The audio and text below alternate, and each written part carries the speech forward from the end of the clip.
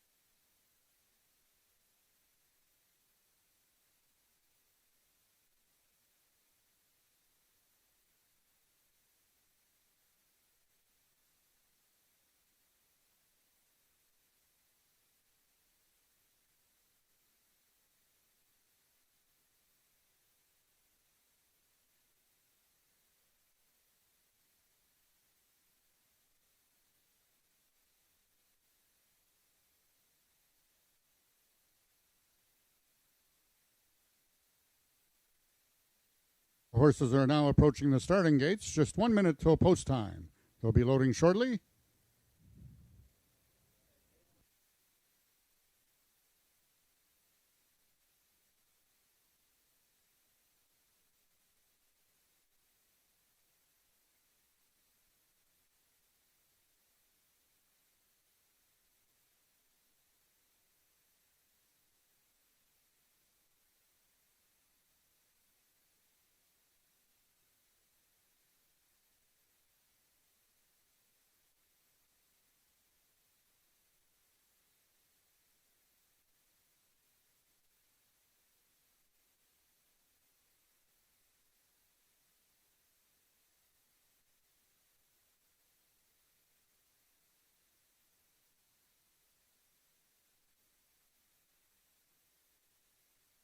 The horses are now entering the starting gates. First one in, number 1, Chiseled Man.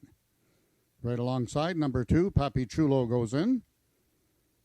3 is Chicks Got Me Wonderin', the lone 4-year-old in this field. 4 is 'Cause I Can Jump. And 5, Azur's Royalty, the lone winner in the field. The heavy choice at 3 to 5 on the board. They're at the post. And they're off. Azur's Royalty on the extreme outside. Towards the inside is Chiseled Man. Between horses is Chicks Got Me Wonderin'. Then towards the fence is Papi Chulo. And the trailer, 'Cause I Can Jump. Chiseled Man trying to get to the wire and does so successfully. Second was Azur's Royalty. And Chicks Got Me Wonderin' completes the triactor. Race 1 unofficial, 153.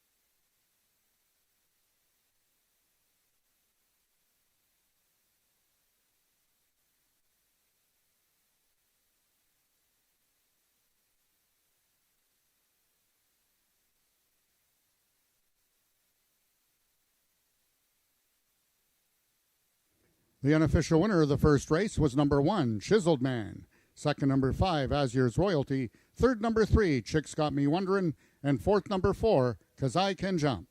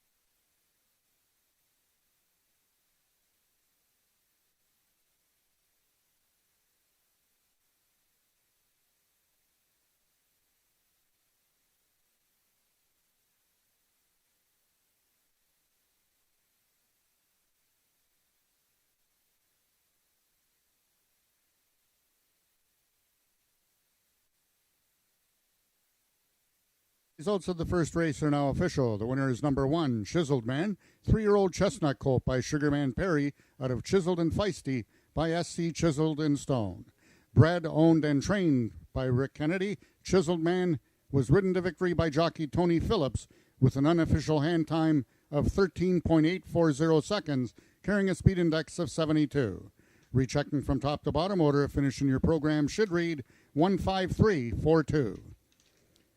In this upcoming second race, we have the following overweights. Number 1, 6 Fast Chicks, 5 pounds over. Number 2, Lethal Traces. Number 3, Raptor. And number 5, VF Exact Return, all carrying 2 pounds over. And a program correction on number 4, Acting Obsessed. The corrected weight will be 130 pounds. Note that race 2 is race A of this afternoon's Pick 3.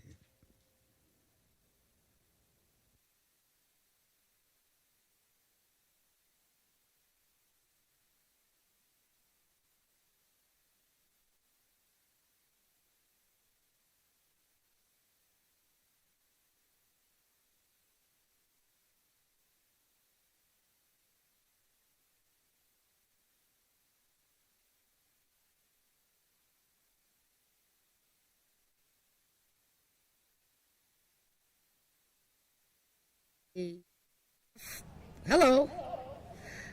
Hi, welcome to AjaxDowns, everyone. And we started off our day with a win by Chiseled Man, who came up the wood, chiseled. Like I should. Yeah, like he should. And won for Rick Kenny today. And Rick is the owner, breeder, and trainer of this 3-year-old colt by Sugarman Perry. And Tony Phillips, you're riding this horse for the first time.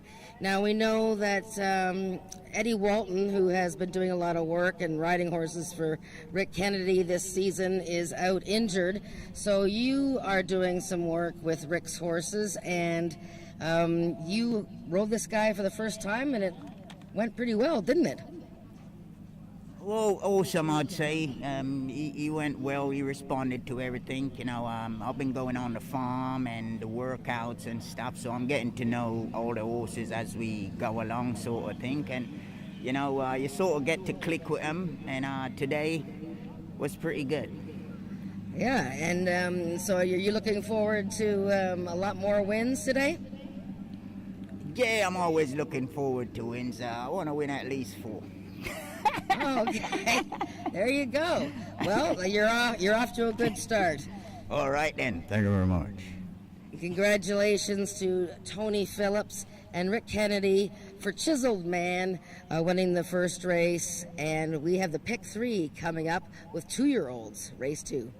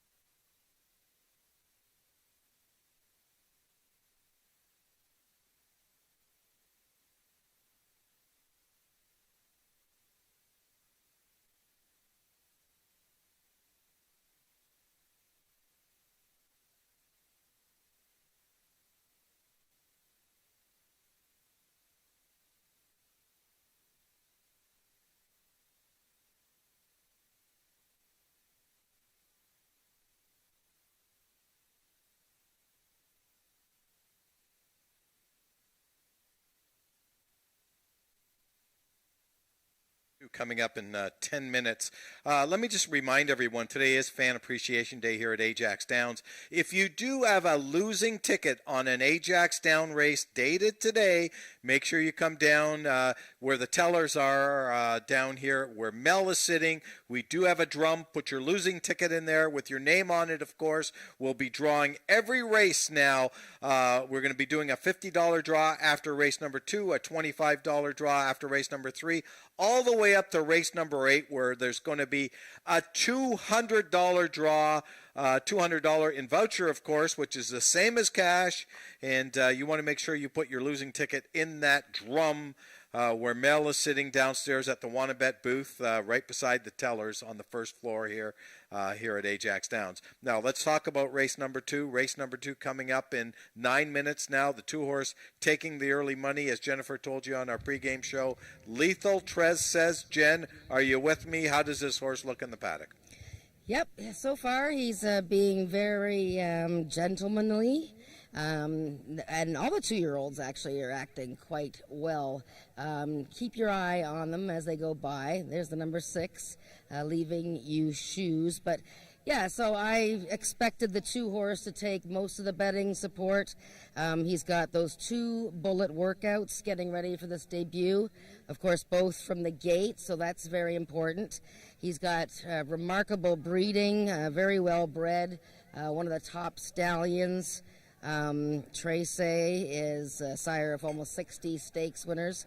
And this guy cost $28,000 US at a sale last year. So he's got all the tools, it looks like. Just make sure you watch him as he comes onto the track.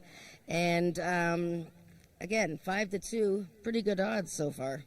Yeah, it is pretty good odds. Let's talk about another horse I like a little bit in here, and that's for another first-time starter, the 8-horse Bricks and Mortar. Tony Phillips looking for today's daily double. Not to be confused with the champion turf horse in America. Oh, it's not? 2 years ago. That's what I thought it was. I thought he was making a quarter horse debut. That horse was trained by Chad Brown, wasn't he? Or that's right. Chad But Brown, yeah. He liked 1.5 miles on the grass, so that's this right. one's a lot different. Okay. So Bricks and Mortar, yes, that's from the Lettinen stable, and he's out of their good mare, Shenandoah Special, who has produced so many nice horses for the Lettinens.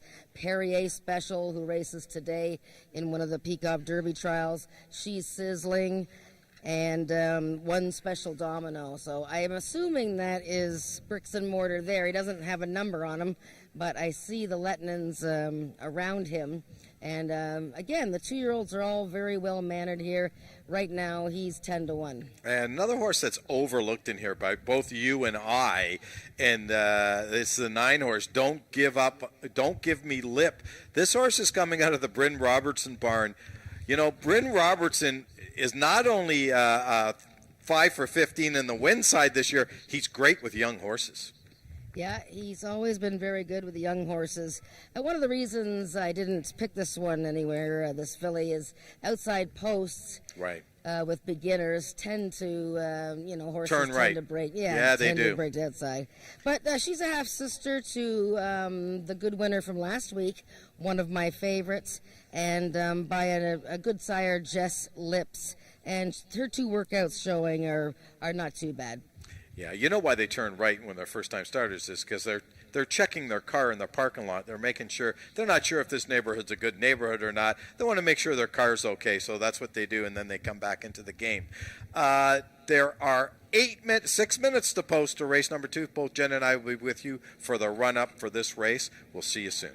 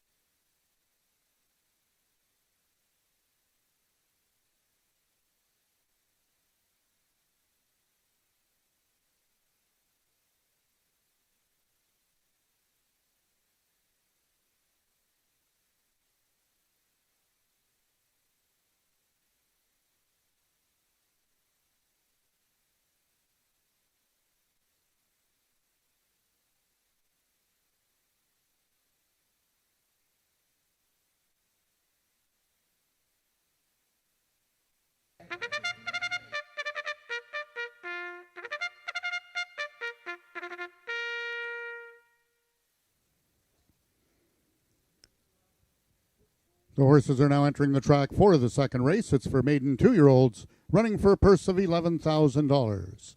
Number 1, Six Fast Chicks, owned by Peggy Byrne and ridden by Rachel Isaacs. Number 2 is Lethal Trace A's, owned by Richard Winsakabi, the Mount to Corey Spataro. Number 3 is Raptor, owned by the partnership of Scott Reed and Colleen McCracken, the jockey Josh Scott. Number 4 is Acting Obsessed, owned by Brooke Sisson and ridden by Norman D'Souza. 5, VF Exact Return, owned by Emily Obu and ridden today by jockey Ricardo Moreno. Number 6 is Leaving You Shoes, owned by Craig Spada, Cassandra Jeske in the saddle. Number 7 is Shifting Tides, owned by the partnership of Scott Reed and John Wilson, and ridden by Carly Furlonger.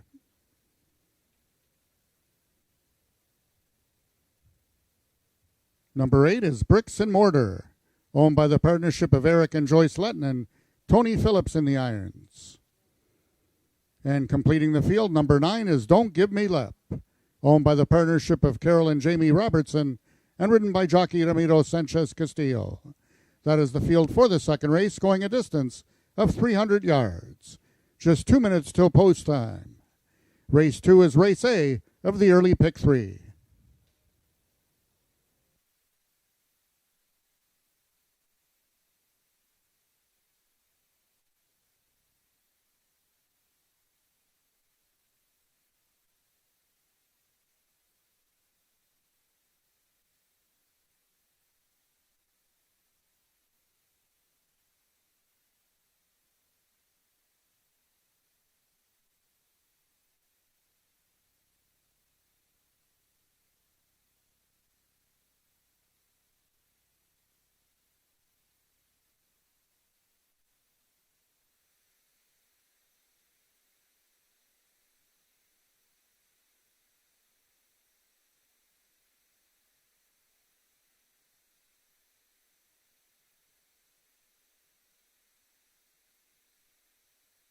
Race number 2 coming up in a couple of minutes. Jen, we've just had our post parade. Did you see anything you liked out there?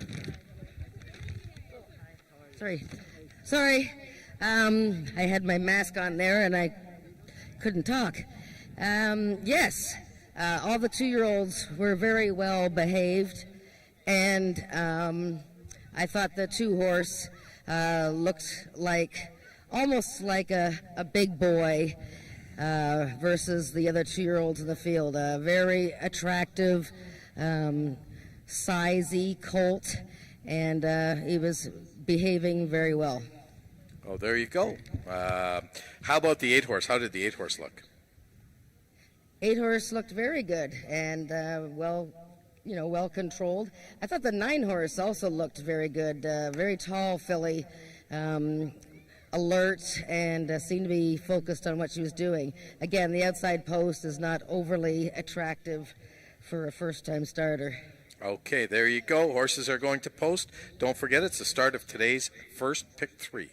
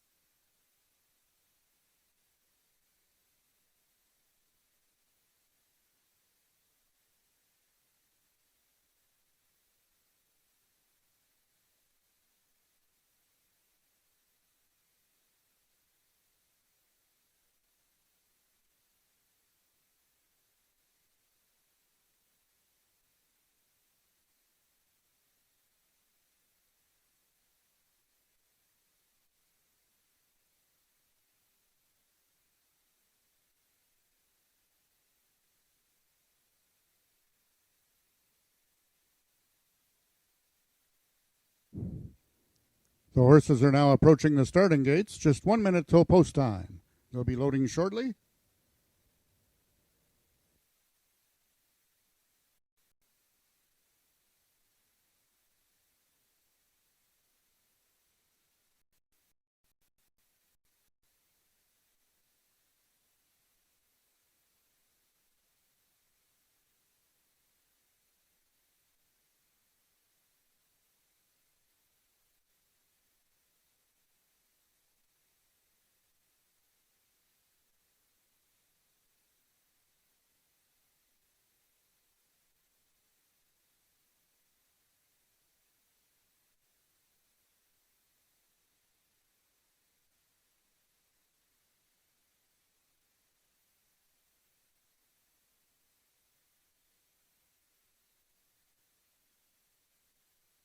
The 2-year-olds have now reached the starting point and they're loading into the gates. The first one in, number 5, VF Exact Return.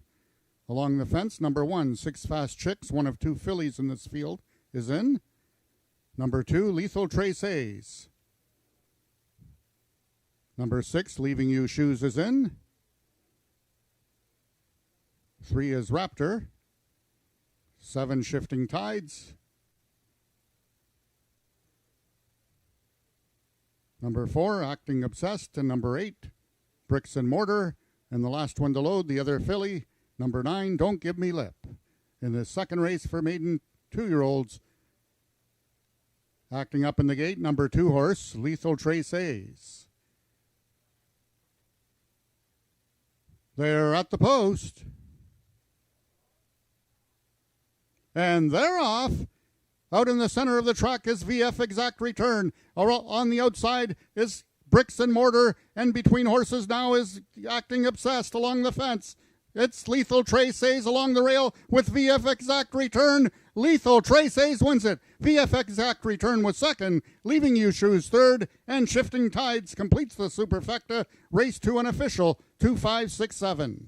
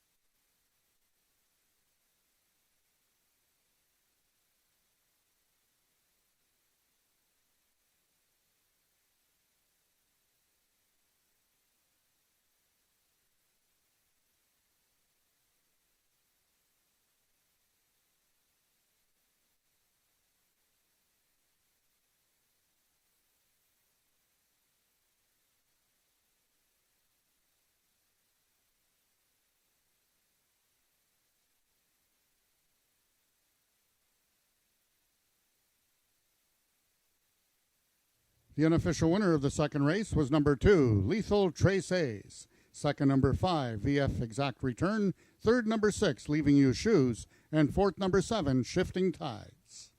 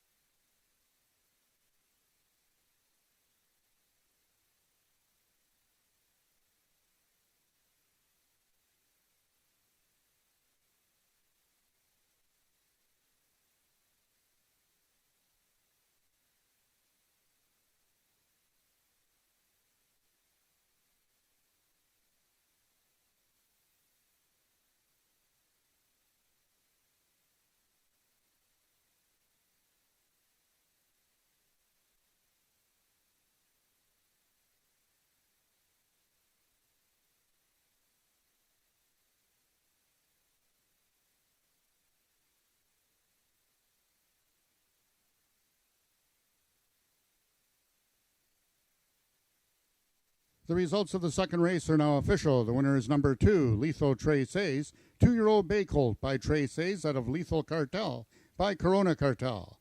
Foaled in Oklahoma by Terry and Irene Stennett, Lethal Traces is owned by Richard Winsakabi, trained by Michelle Woodley. Congratulations on her first win at the meet, and ridden to victory by jockey Corey Spataro. Lethal Traces winning the distance with a time of 16.344 seconds, carrying a speed index of 63. Rechecking from top to bottom, order of finish in your program should read 819-623-457. Those are the total results of the second race. In this upcoming third race, just the following overweights, all carrying 2 pounds over, are number 4, Streakin' Little Wagon, number 5, Had to Be Relentless, number 6, America's Rocket Man, and number 7, Whiskey James. Horses racing with the flipping halter on, both number 1, Twixt of Fate, and number 8, SR Blue Hawk. Race 3 is Race A of the early Pick 4.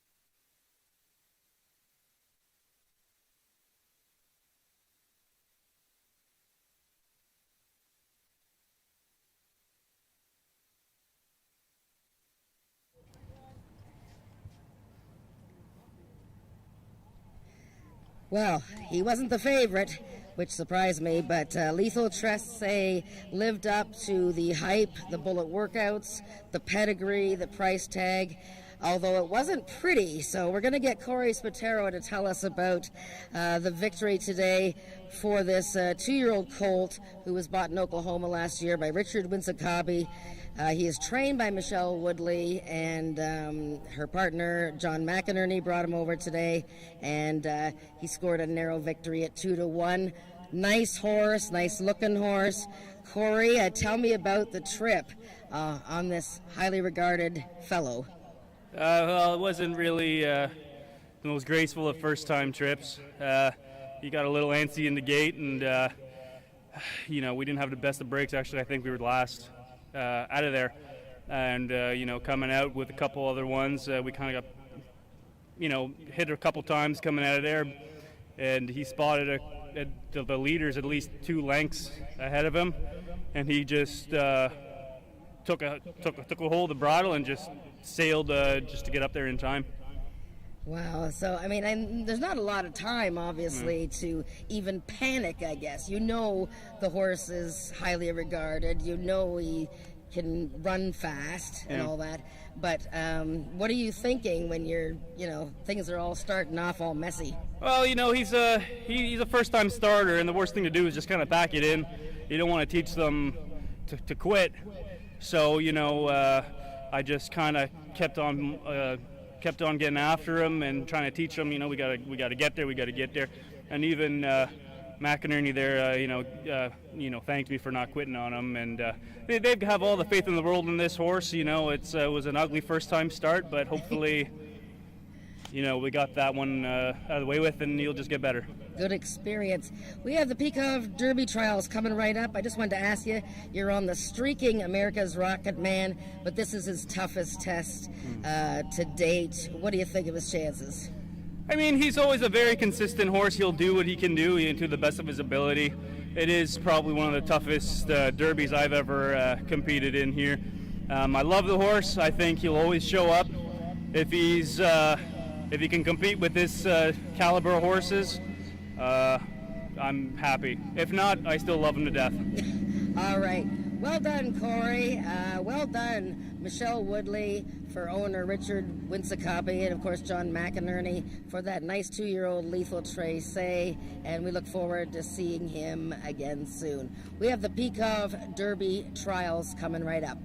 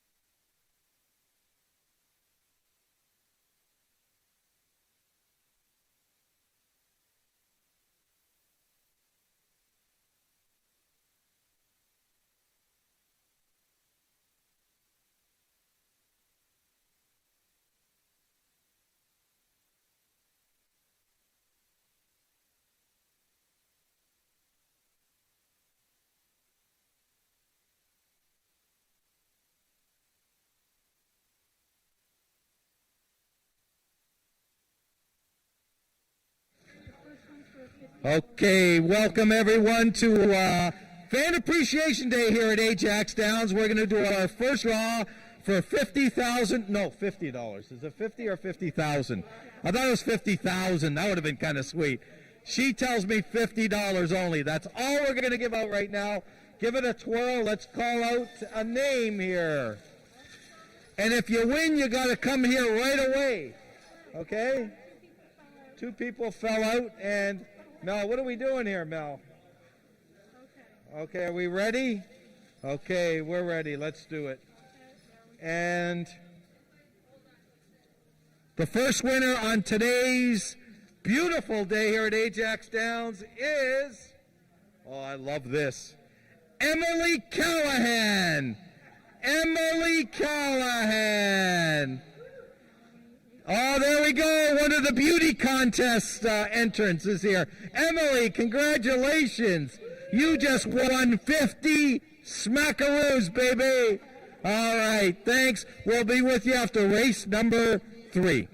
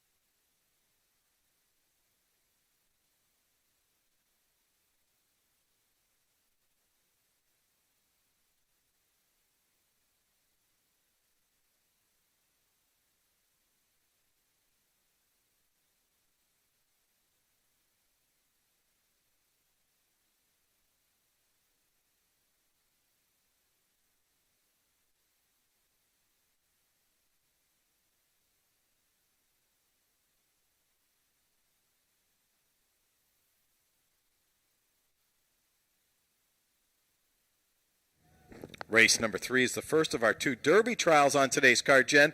I'm excited. I don't know about you. 400 yards, the best 3-year-olds in Canada going forward. And I think this is the tougher of the 2 divisions. Streaking Little Wagon is our 9-5 favorite right now. Yeah, this is the slightly tougher division, and as I was talking to leading trainer Jason Pascoe earlier, both his top horses drew into the same division, Country Fried Chicken and Streakin' Little Wagon. But of course, all eyes will be on the filly here, Streakin' Little Wagon. Our top 2-year-old of last season. She won the Alex Peikoff Futurity against the boys. And this year, raced in Oklahoma. And then recently back in Canterbury, where she won the Canterbury Derby with a 103 speed index. So what about Streakin' Little Wagon today? Well, I mean, she's 4 for 5 at 400 yards. She's in great form. She loves AjaxDowns. And she has Ismail Mascara riding for the first time. So he's going to get to know her. And we'll see how she does in this return. It's interesting to note that this spring, well, not spring, when the season started, she actually lost her first 2 starts at AjaxDowns, including in the Princess Derby, to Jessa Prima Donna, who is in the next trial for the Peikoff Derby. Yeah, Helen Vanek was on her for both those starts. Helen is on the 2-horse Country Fried Chicken, which, I don't know, a bit of a surprise to me. Not that Country Fried Chicken's not a good horse, but I'm not sure if it has the same credentials on paper. If we look outside those 2 horses, I want to talk about a horse that's a bit of a price in here, and that's the 1 horse, Twixt of Fate. Tony Phillips riding this horse for the first time for trainer Michelle Woodley, who had a monster win with a 2-year-old in the race before. Same owner, Richard Winsakabi, is up there in New Liskeard, Ontario. Probably snowing now that it's September up in New Liskeard. If it's not, it's going to be snowing soon. Twist of Fate, I think this horse could really upset at a big price in here.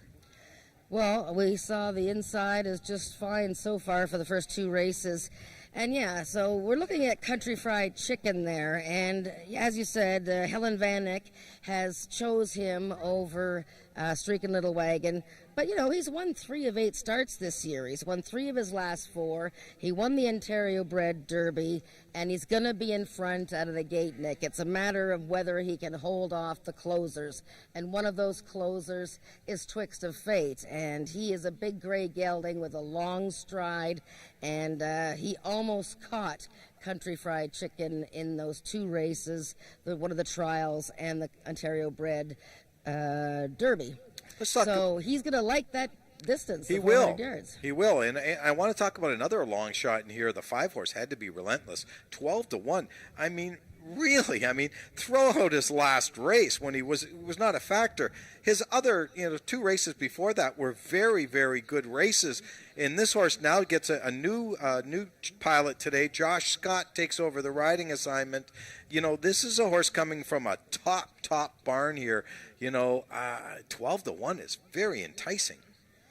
Yeah, I don't know what to make of Had to Be Relentless. He's a very big horse. Much like Twixt of Fate, he is a stretch runner.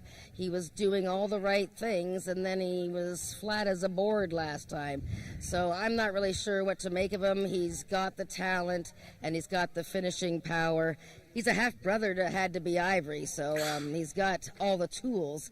We'll just see if he can bounce back today. There's no question. Bottom line is this: the 4 is going to be awfully tough to beat in here, but she is beatable. And I just think there should be some large numbers either on the front or behind this horse right here. I would probably play 4 with maybe a 1-5 all, 1-5 with 4. I would be looking at that type of combination. There's about 5 minutes to post. Both Jen and I will be with you for the run-up to race number 3.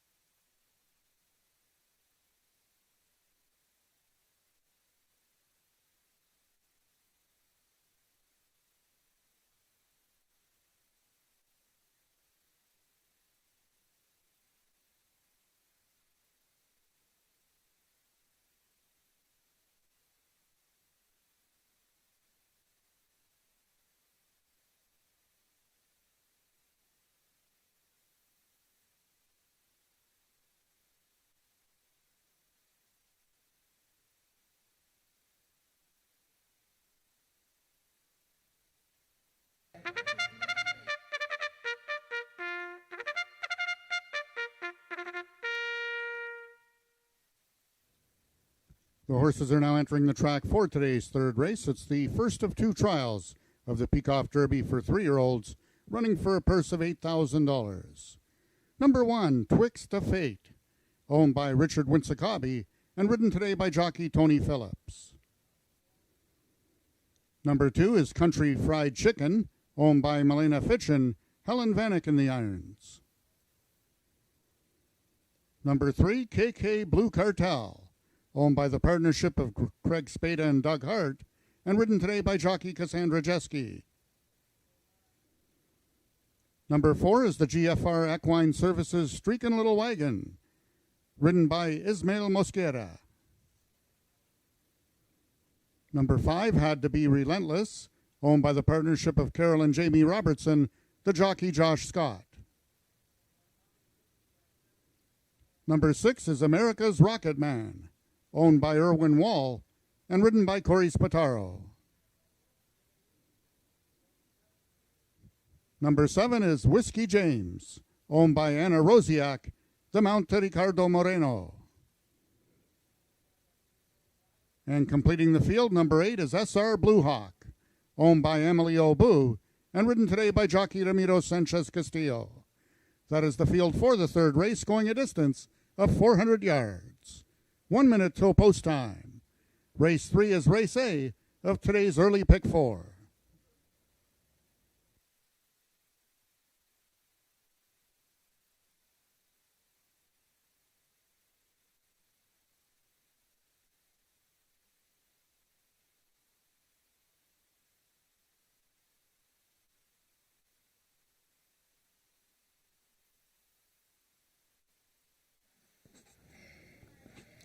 Race number 3 coming up in 2 minutes, Jen. They do say post time, but by the time they get them to the gate and in there, 400 yards of distance. Did you see anything in post parade that maybe might have given you a bit of a change of heart? No. Maybe I would have put the 6 horse in my top 3 there. I thought America's Rocket Man just looked amazing. He just looks like a keg of dynamite ready to go. He's controlled, but he's on his toes and looked fabulous. But these are the top 3-year-olds on the grounds, Nick. And Twix of Fate looked excellent. Country Fried Chicken, who isn't very big, but he was very focused. And of course, Streakin' Little Wagon, she knows what to do, and she looked like she was on a mission. My bad, but I forgot to talk about my pick 4 ticket, which starts in this race. Guys, I'm going to throw it to you the last second. Any way we can put up my pick 4? I know it's post time. I kind of screwed up here right now. There's my pick 4 right there. I keyed the 4-horse Streakin' Little Wagon. I keyed the 3-horse Pierre Special, and then all in the last 2 legs. Actually, the ticket is not $25. It's $20 because we do have a scratch in race number 6. So I just saved everyone $5. Now again, that was another mistake of mine.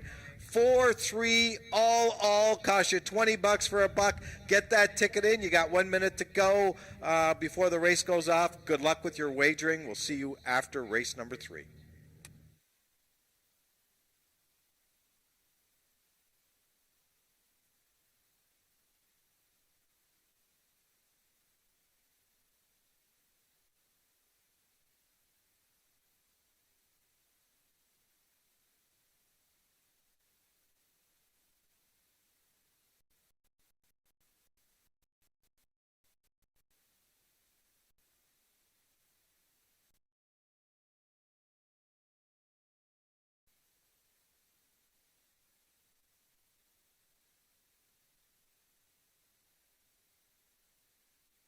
All the horses are now approaching the starting gates. They'll be loading shortly.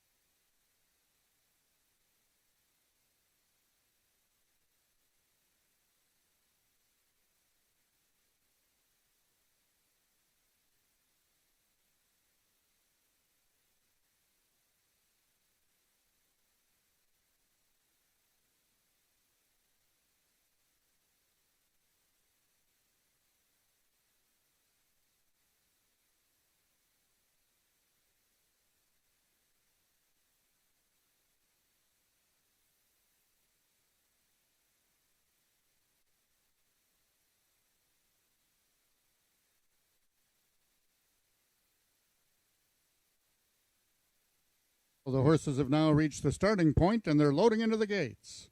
Twixt of Fate is the first one in.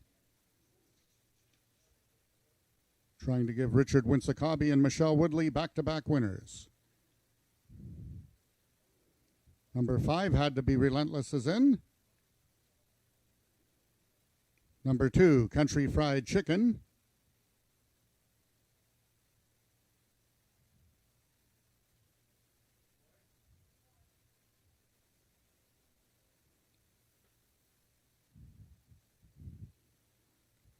Number 6, America's Rocket Man, is in.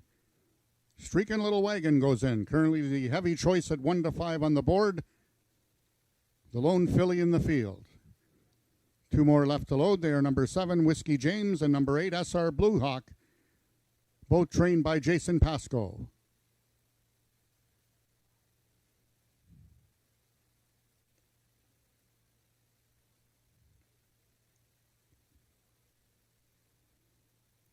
They will load Whiskey James riderless, and then Ricardo Moreno will climb back aboard, still looking for his first win here at Ajax, arriving from Western Canada a few weeks ago.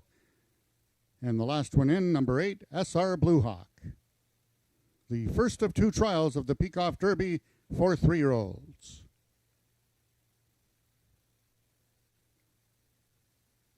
They're at the post, and they're off. Out quickly towards the inside was Twixt of Fate. Away second is KK Blue Cartel, and Streakin' Little Wagon inching up on the outside, and it's those 3 coming to the payoff. Twixt of Fate, Streakin' Little Wagon, and KK Blue Cartel. Twixt of Fate trying to hold off Streakin' Little Wagon, Streakin' Little Wagon, and Twixt of Fate. Streakin' Little Wagon wins it. Twixt of Fate was second. We're going to have a show photo between Had to Be Relentless and KK Blue Cartel.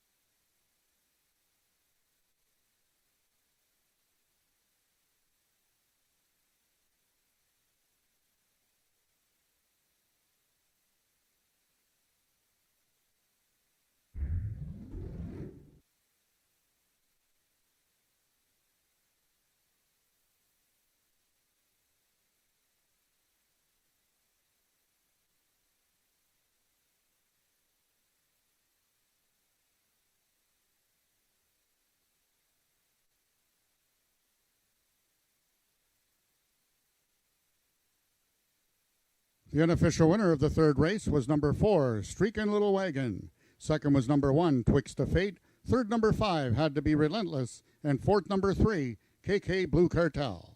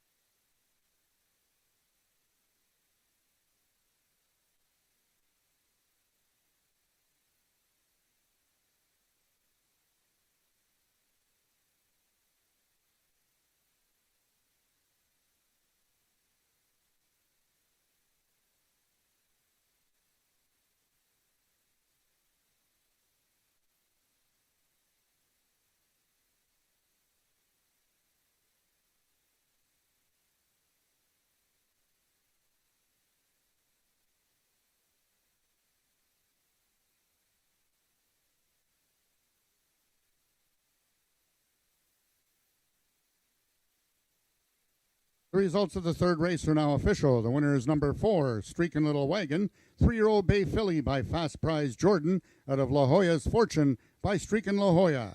Foaled in Oklahoma by the GFR Equine Services, also owned by them, trained by Jason Pasco, and ridden to victory by jockey Ismael Mosquera. Streakin' Little Wagon winning the distance with a time of 20.251 seconds, carrying a speed index of 90. Rechecking from top to bottom, order of finish in your program should read 284-13576. Those are the total results of the third race. In this upcoming fourth race, the following overweights: number 2, Jessa Prima Donna, 2 pounds over. Number 6, JM Southern Express, 2 pounds over. Number 7, Checkered Flag, 2 pounds over. Number 3, Perrier Special, will be racing with the flipping halter on.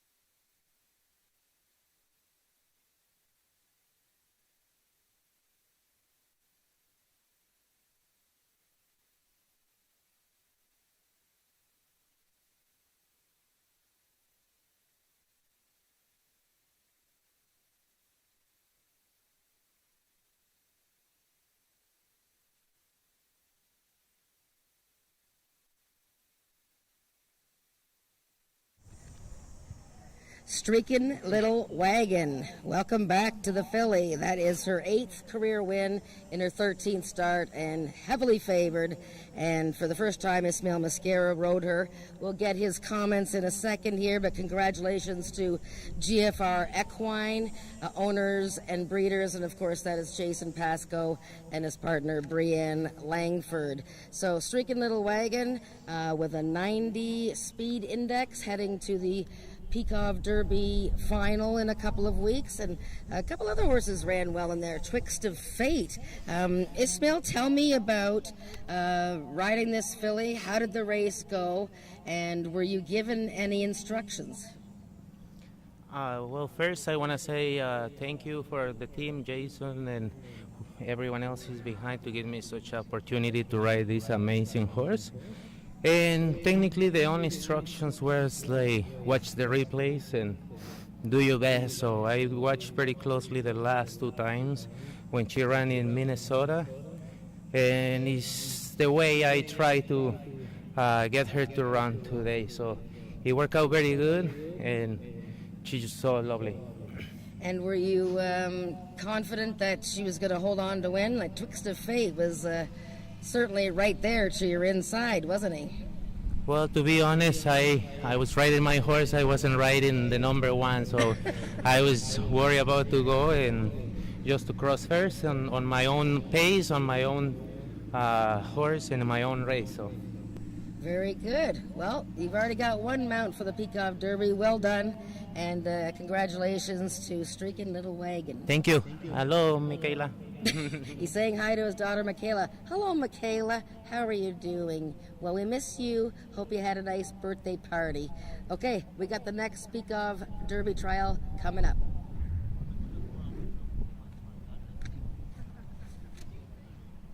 No, Dixie? Who's here? Oops.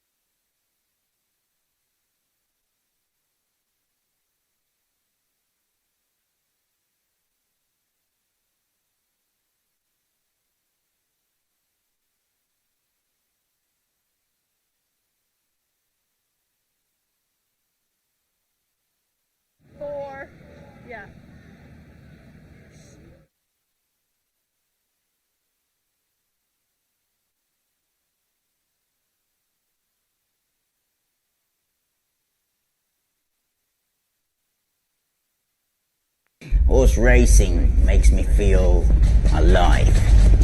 Horse racing, very thrilling. Horse racing, the speed, be as one with the animal, nothing on earth, on the planet like it.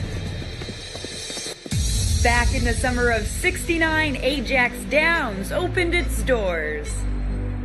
It all started when the Peikoff family, already big into horse racing, felt a racetrack was the perfect recreational use of their property, especially since Sunday activities in the area were limited. Many remember Peikoff Downs and its old J-track. The track was J-shaped and uniquely curved to the right, the opposite way of the other North American tracks. They trained all the horses to turn right, not left, to avoid the highway, and it worked this way for 30 years. In 2009, Peikoff Downs became AjaxDowns, and a state-of-the-art 6-furlong oval racetrack was constructed. With about half a century of established horse racing history, AjaxDowns offers world-class racing with horse speeds of 45 miles an hour. It offers slots, dining, and live entertainment, and is still the best activity to take part in on a Sunday afternoon.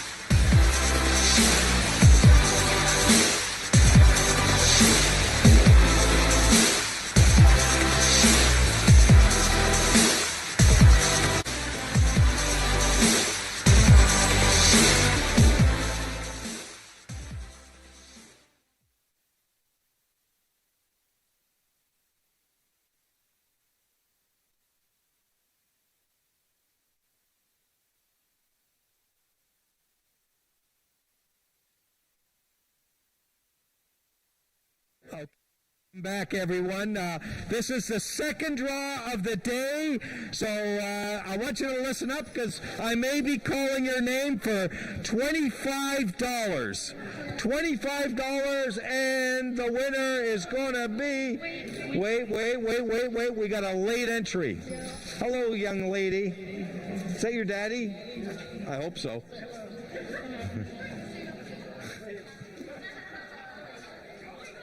Who's your daddy? That's your daddy right there. Oh, we got one more late entry. These guys are late. Okay, let's do it. One more time. All right, who's your daddy? Uh-oh, and the winner is...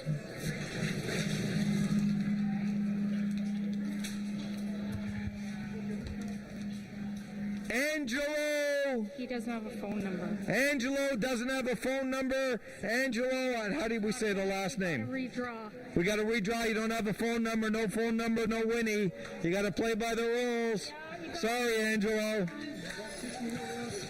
We didn't really want Angelo anyways, did we? The girls are saying, nah, forget about Angelo. Mel, what are you doing, Mel? That girl. Mel can't open it. No phone number, Angelo. Sorry. And that was... Oh, I know. I was going to. That's why. Cost you $25 though, didn't it? Hey? Oh, I know who this guy is. Marty Winkler. Marty. Marty, where are you? Marty, hurry up, Marty. Marty's got 1 minute. Marty, you got 1 minute or I'm going to pick somebody else. Marty Winkler. Marty Winkler going once. Going twice. A minute. There you go, all the girls. All right, girls. Okay, he's done. Marty, you're out too. Next. Where's Marty? He's right there. No, that's not Marty Winkler. Marty right there. That's not his last name. Yes, it is. Marty, what's your last name? Marty. What's your last name? What's your last name? Winkler. What's your phone number? Which Marty Winkler's the winner. There's Marty right there. $25 betting voucher, Marty. You just won $25 on a date with all those girls right there. Yeah. Okay, we'll see you after horse number 4 coming up in 11 minutes.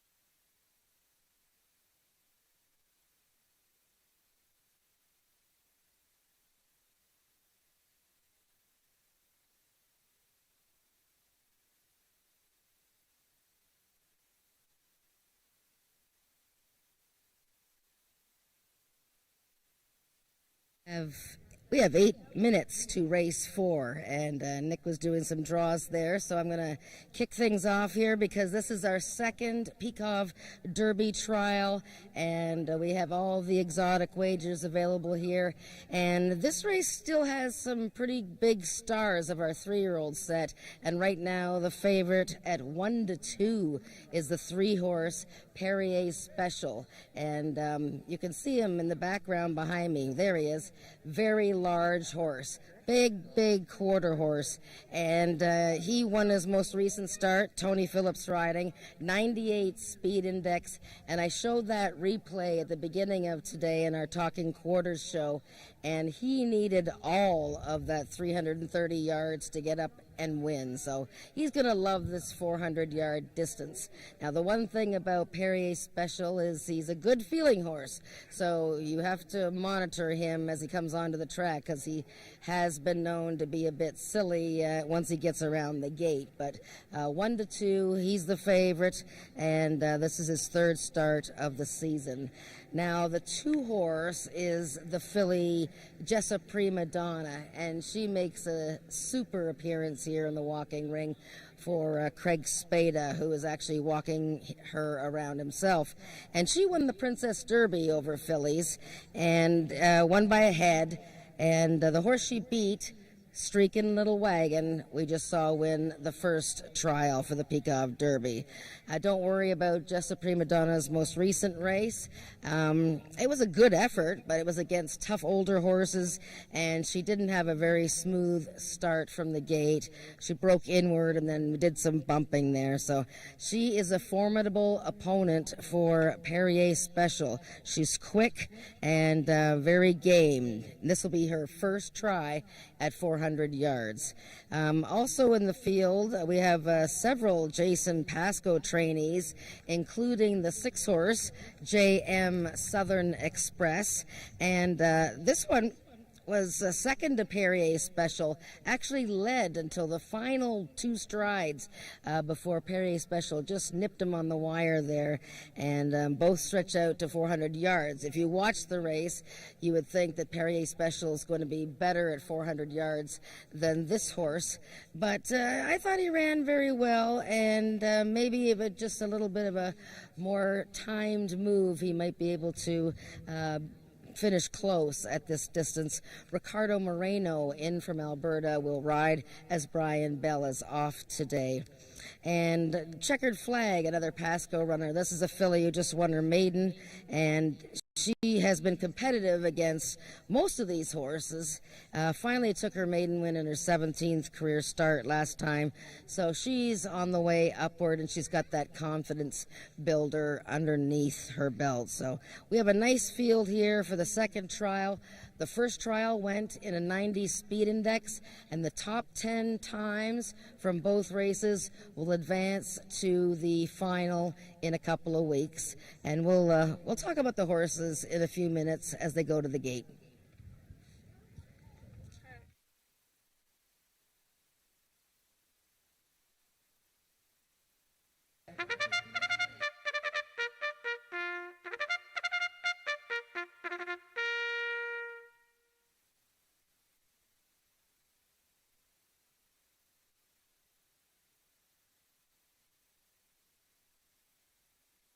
The horses are now on the track for the 4th race, the second and final trial of the Peacock Derby trial for 3-year-olds, running for a purse of $8,000.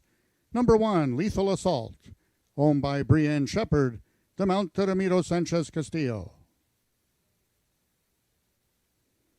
Number 2 is Jessa Prima Donna, owned by the partnership of Craig Spada and Isaac Fair, Corey Spataro in the saddle. Number 3 is Perrier Special, owned by the partnership of Eric and Joyce Letnan and ridden by Tony Phillips. Number 4 is Awana Corona, owned by Debbie Slater and ridden by Norman D'Souza. Number 5 is Rosie Perry, owned by Aaron Krisman and ridden by Cassandra Jeske.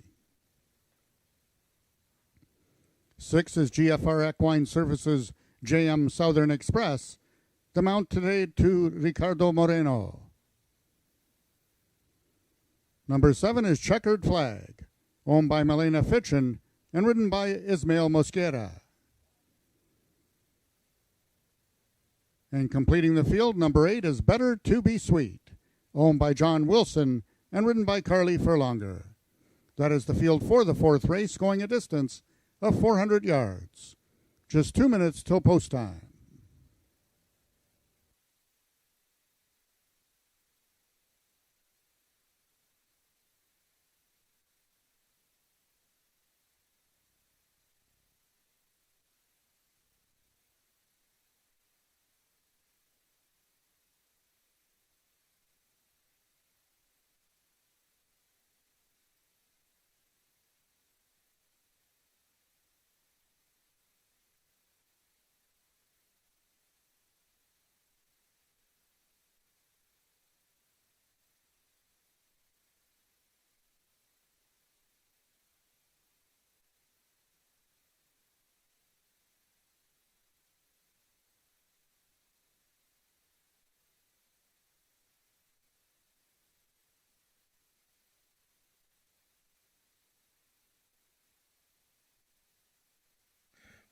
By the way, Jen, you did a great job on the pre-race show here. I was busy. I was kind of straightening things out. I'm getting tired, I'll tell you. Yeah, boy. Race number 4 coming up, and we both got the 3. And if the 3 wins, guess what? I get the pick 4. I took that ticket 4-3 all. So let's get Perrier Special in front. But who looked good in post braid, more importantly? Well, Perrier Special looks very well. He's on his toes. He's a good feeling horse, as I mentioned, so he's excited to be out there, and he just has to mind his P's and Q's as he gets to the gate. I thought the best looking horse, though, the winner of the post parade was the 2, Jessa Prima Donna. She is very well turned out, looks a picture of health, very strong filly, and yeah, I like her chances here. And she looks good. And the 7, Checkered Flag, made a nice appearance. So, again, these are the top 3-year-olds on the ground, so they're all going to look good. But as far as sharp and race focused, I like the 2, 3, and 7. There you go, right from Jennifer, who's on the rail, giving you the most updated information that you need to cash a ticket here at Ajax Downs. We'll see you after race number 4.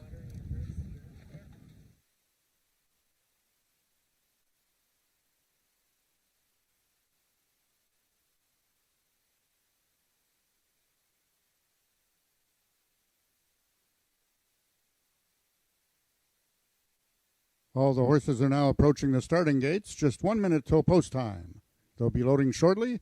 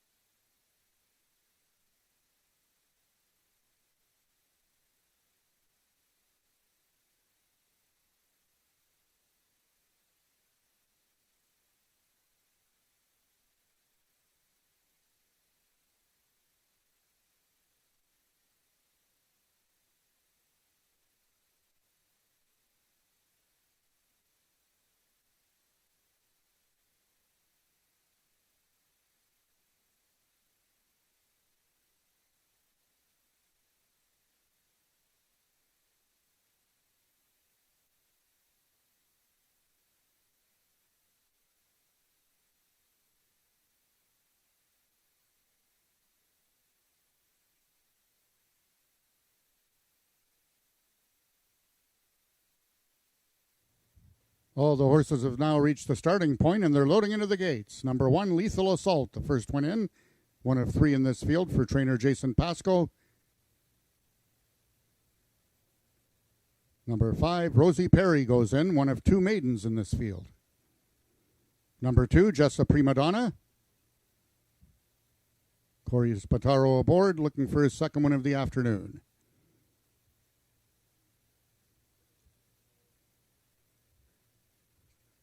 Number 7, Checkered Flag goes in. Ismail Mosquera looking for back-to-back winners. Number 3, Perrier Special is in. 8, Better to Be Sweet, the other maiden. And the last one in, number 4, Awana Corona.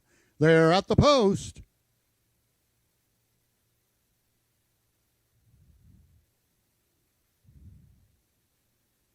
And they're off. Just a Prima Donna, and to his inside is Lethal Assault. Third in the center is Perrier Special, and from the outside, JM Southern Express.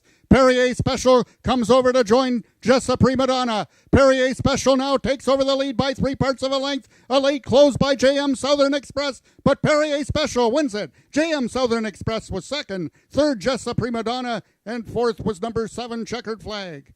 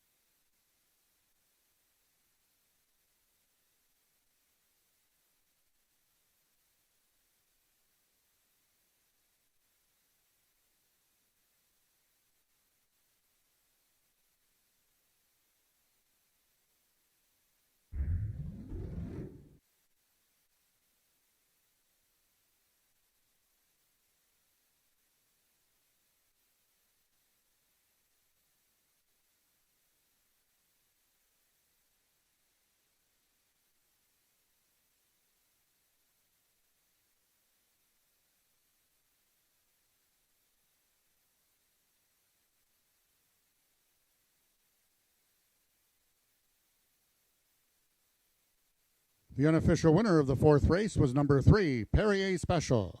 Second was number 6, JM Southern Express. Third, number 2, Jessa Prima Donna. And fourth, number 5, Rosie Perry.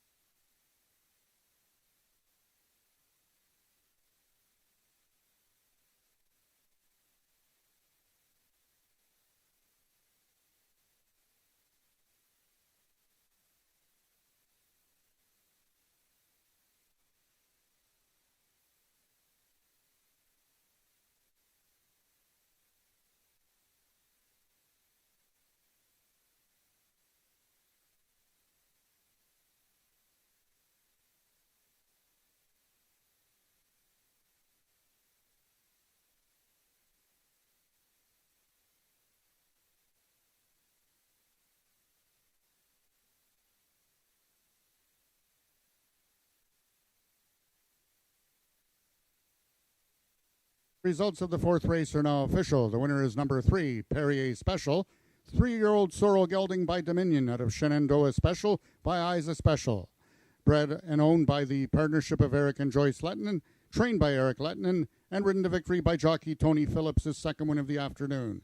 Perrier Special winning the distance with a time of 20.186 seconds, carrying a speed index of 91. Rechecking from top to bottom, order of finish in your program should read 631-84257. Those are the total results of the fourth race. In this upcoming fifth race, just a couple overweights. Number 2, Jazz Steppen, 5 pounds over, and number 3, Pegaso's 2 under par, 2 pounds over.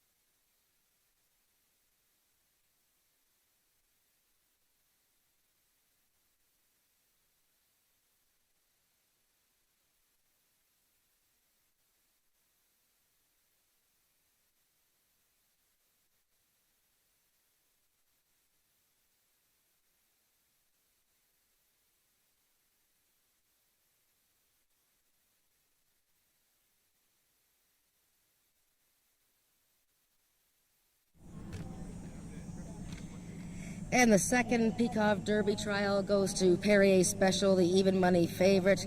And this is homebred for Joyce and Eric Lettinen, Ontario bred by Dominion out of Shenandoah Special. So that is 2 wins in a row for Perrier Special. He loved the 400-yard distance. And a good race there from JM Southern Express for Jason Pascoe and Ricardo Moreno.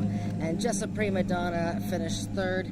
A 91 speed index. So we had a 90 from the first race. This is going to set up for a great final, TP. Oh boy. So TP, tell me about Perrier Special. Today he seemed to be on his better behavior. How did the race go?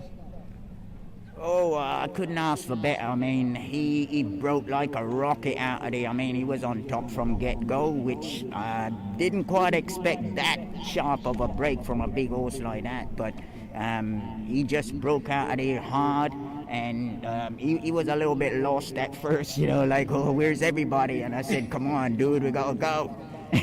Gave him a couple of taps, and on he went. And, you know, it was a nice win for Eric and Joyce. As I said, now we can rejoice. Yeah, there you go. Big, raw, tall horse. I mean, he has all the tools, but he looks like he's still just learning and getting better.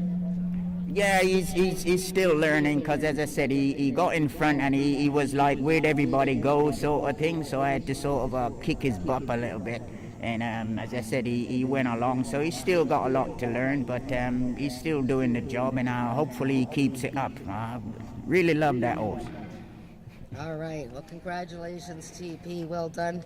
We still have lots of races to go, but we can't wait for the final, because that's going to be a humdinger. Yeah, for sure. I mean, these speed indexes are tight between that little wagon and him and the rest of them, so it's going to be a dandy final for sure. I'm looking forward to it.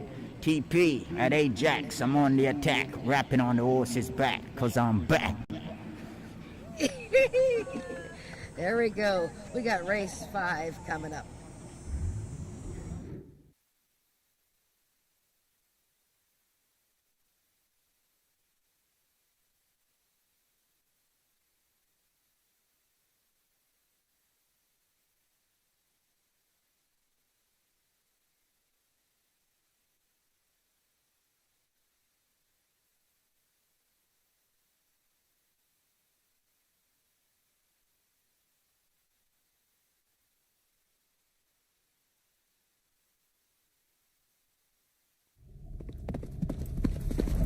When leaving the gate, thinking getting out there first, be as one with the horse, scream our lungs out. I need to win this race.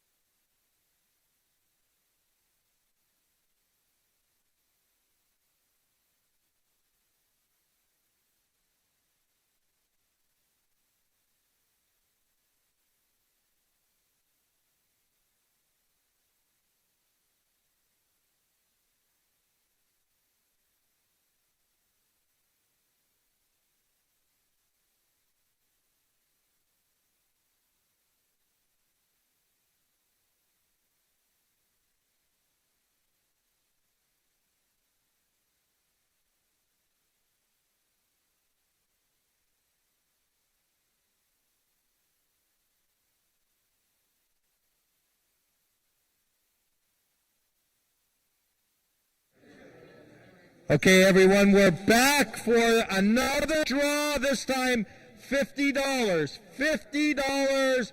And I hope it's got a... There we go. We're going to show it to Mel. Mel. Okay. The winner is Kevin Shaver. Kevin Shaver. No, I'm just kidding. It's not Kevin. No, there he is. Kevin A. Shaver. $50 to Kevin. See this young lady. Okay. All right. We'll see you after race number 5. This is the guy with the beautiful daughter. Where's your daughter? I don't have a daughter. Oh, you don't have a daughter? She looks like your daughter. I'll tell you.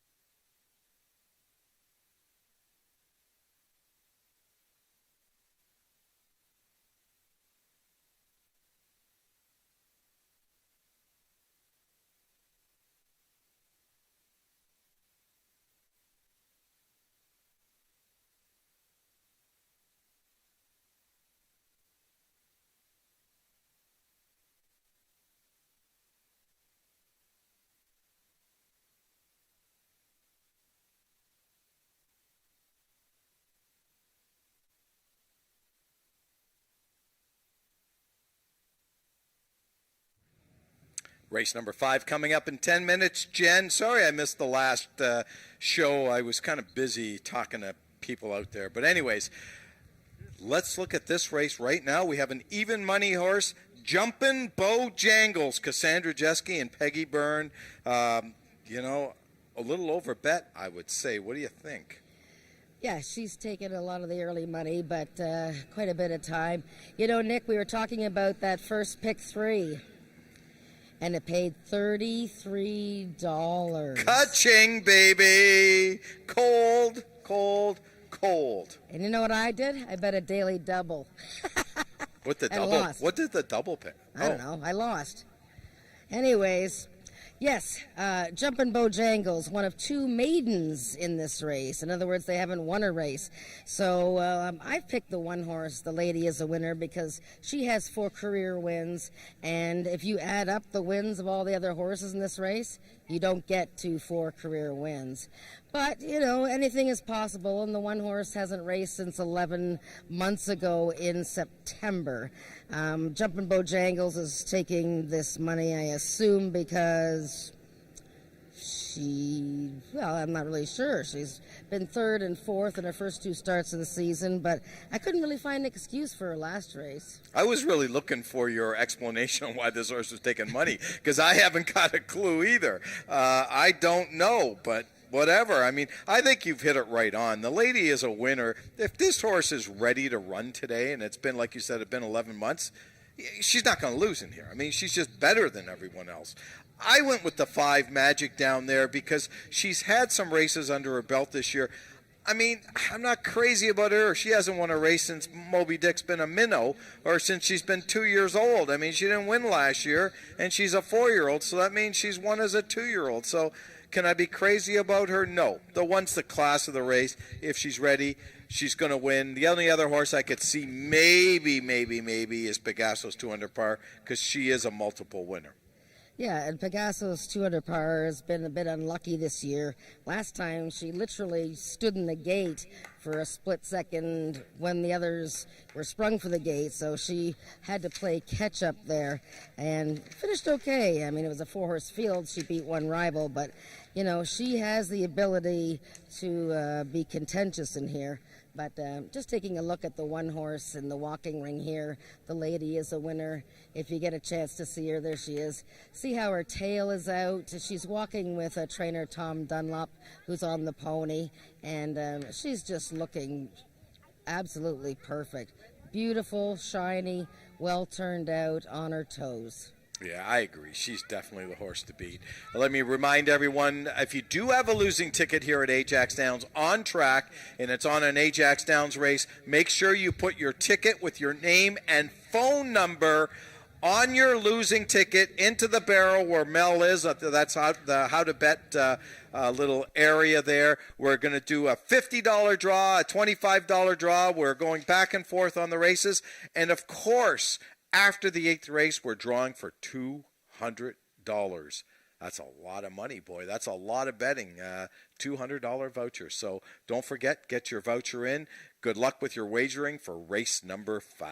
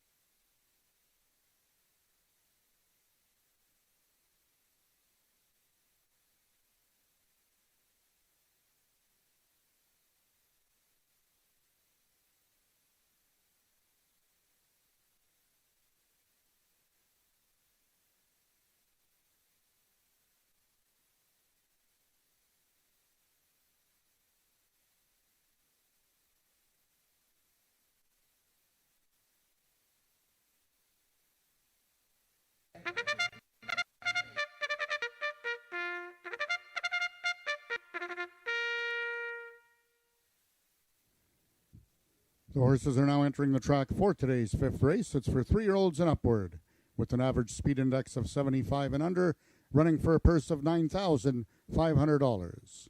Number 1, the Lady is a Winner, owned by Rick Crispy and ridden by Ramiro Sanchez Castillo.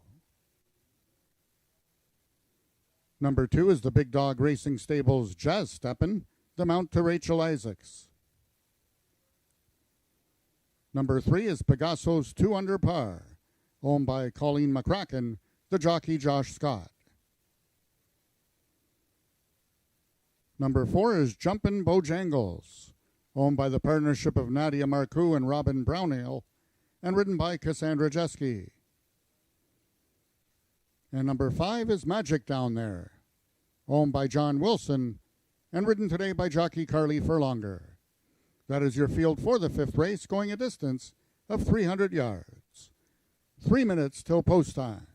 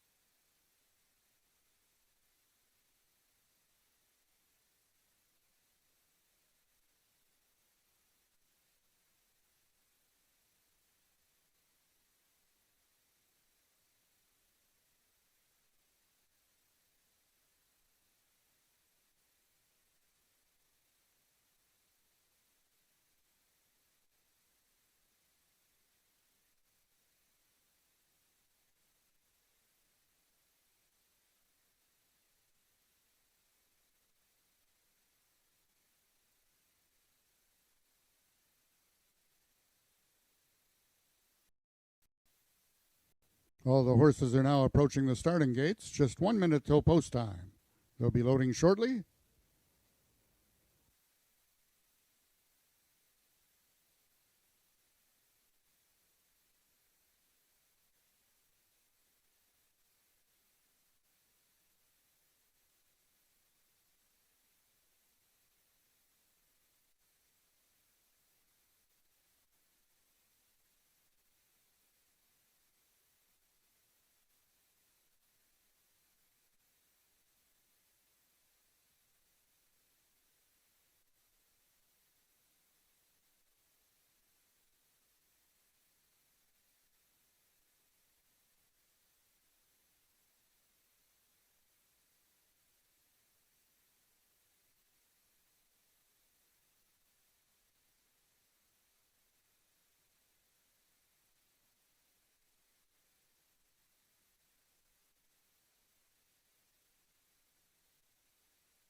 The horses have now reached the starting gates. It's post time.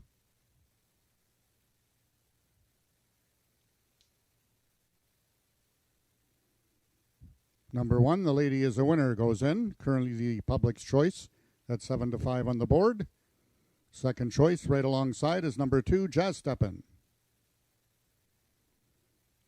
3 is Pegaso's 2 under par.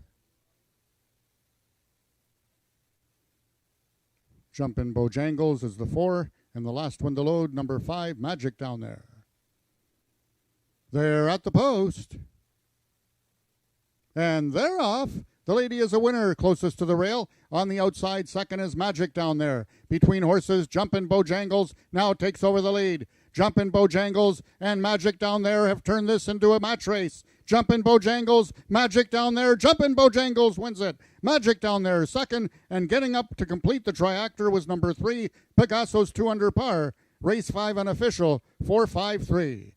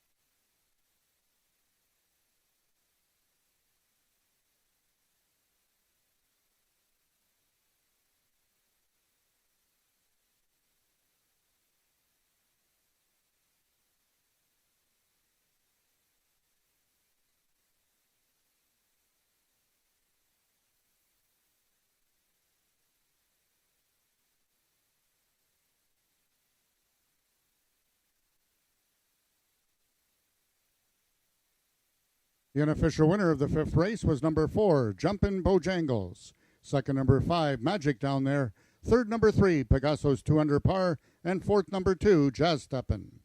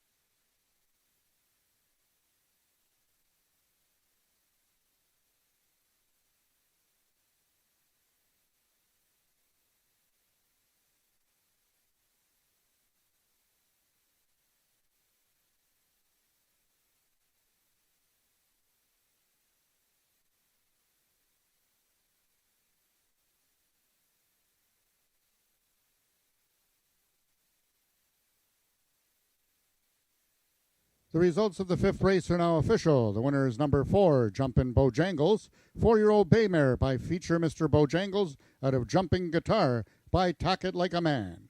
Foaled in Oklahoma by Nadia Marcoux, Jumpin' Bojangles also owned by the partnership of Nadia Marcoux and Robin Brownhill, trained by Peggy Byrne, and ridden to victory by Cassandra Jeske. Jumpin' Bojangles winning the distance with the time of 16.280 seconds, carrying a speed index of 65. Rechecking from top to bottom, order of finish in your program should read 5-4-3-1-2. Those are the total results of the 5th race.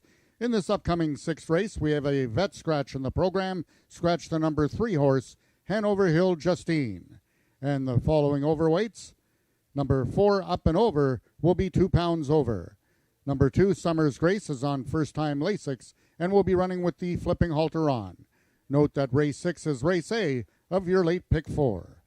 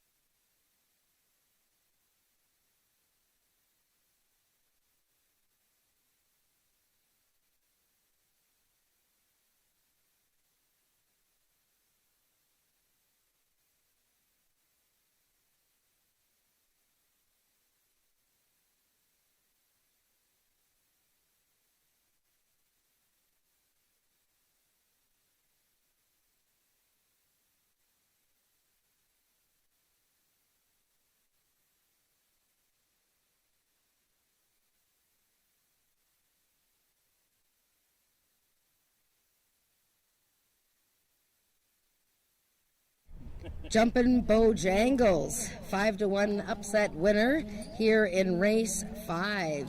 And if you noticed, she paid $12 and change to win, but she paid $16 to place. So somebody had bet a large amount of money to place on probably the one horse, I would think. But this is the maiden victory for Jumpin' Bojangles, and she beat a 4-time winner in the race, and there was lots of yelling and screaming and cheering. And congratulations to owner breeder Nadia Marcoux and co-owner Robin Brownhill. Trainer Peggy Byrne with her second win of this meeting, and jockey Cassandra Jeske, who's had a good day today, picking up shares here and there in the Peacock Derby trials. What did you think of your chances on this filly today, Cassandra? Because I saw the early money on her, and I was perplexed. And like, she finished 7th in her last race. That would be last.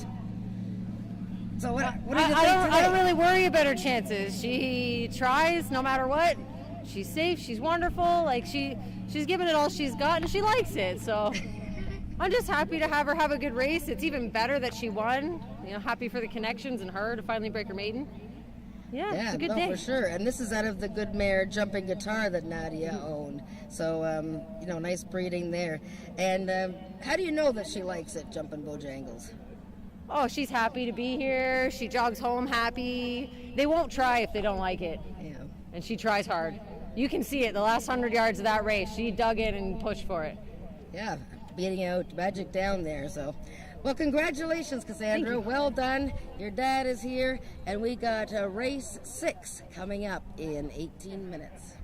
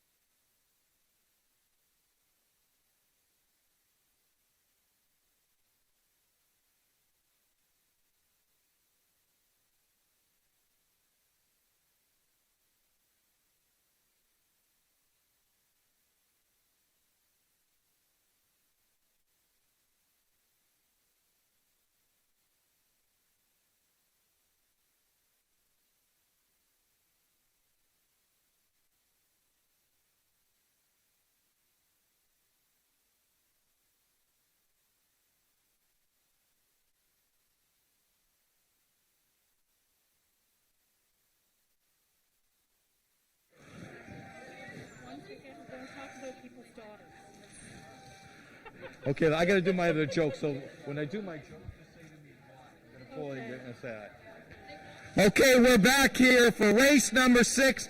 Just before we do the draw, I just wanted to tell everyone, I went to a restaurant the other day and I ordered a chicken and an egg. Why? Because I wanted to know which one came first. The girls got it anyways. All right. Yeah. All right. So the draw, $25 voucher is coming up right now, Mel. The winner is...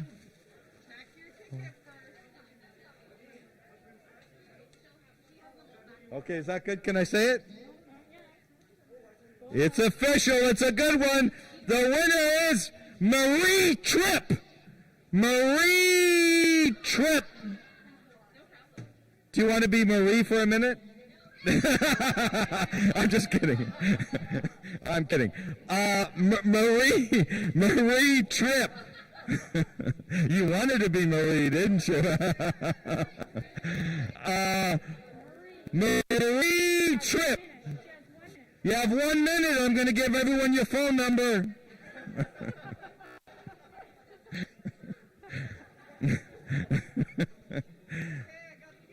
In seconds, you're on the clock.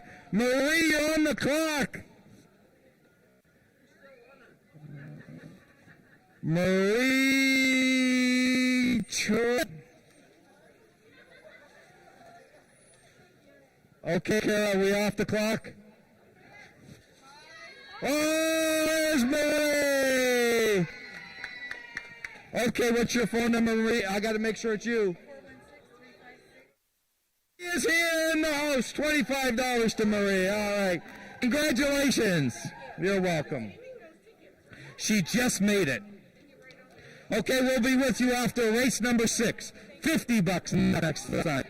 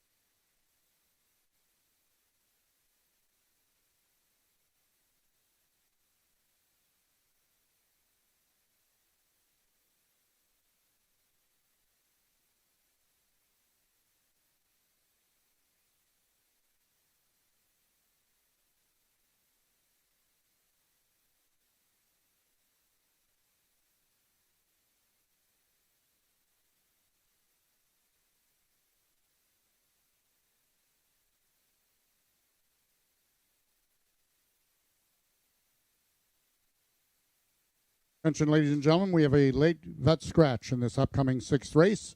Scratch from your programs, the number 2 horse, Summer's Grace. Number 2, Summer's Grace, has a late vet scratch in this upcoming 6th race. If you've wagered on number 2, Summer's Grace, in a multiple exotic wager, you will inherit the post-time favorite. However, if you have Summer's Grace, win, play, show, exactor, triactor, or superfecta, you will be given a full refund. Once again, late vet scratch, number 2, Summer's Grace.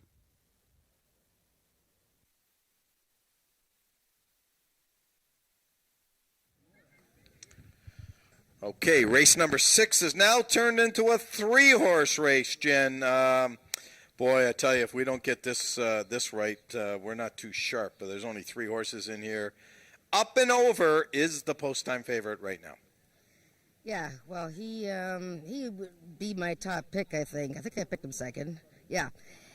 Look, at his first start of the year was a bit bizarre because he made a right-hand turn from his outside post and finished on the outside fence. But he was absolutely flying by horses and just got beat a nose. So I love the way he ran, other than the fact that he didn't come out of the gate straight. The third place finisher, Azure's Royalty, has come back to win, and then he finished second today. So I think today's a day for Up and Over. Yeah, he is trained by that Hall of Fame trainer Joe Taveras, who's been around forever. He's put his mark in quarter horse racing, and I'll tell you never want to estimate anything coming out of his barn. Let's talk a little bit about my selection here, the 5-horse Signature Eyes. Tony Phillips riding for Rick Kennedy. This horse out of that thoroughbred sire, Signature Red. Yeah, so this is a couple of Signature Reds we've seen racing here at Ajax Downs for owner and breeder Howard Walton. And Signature Red, very good sprinter at Woodbine.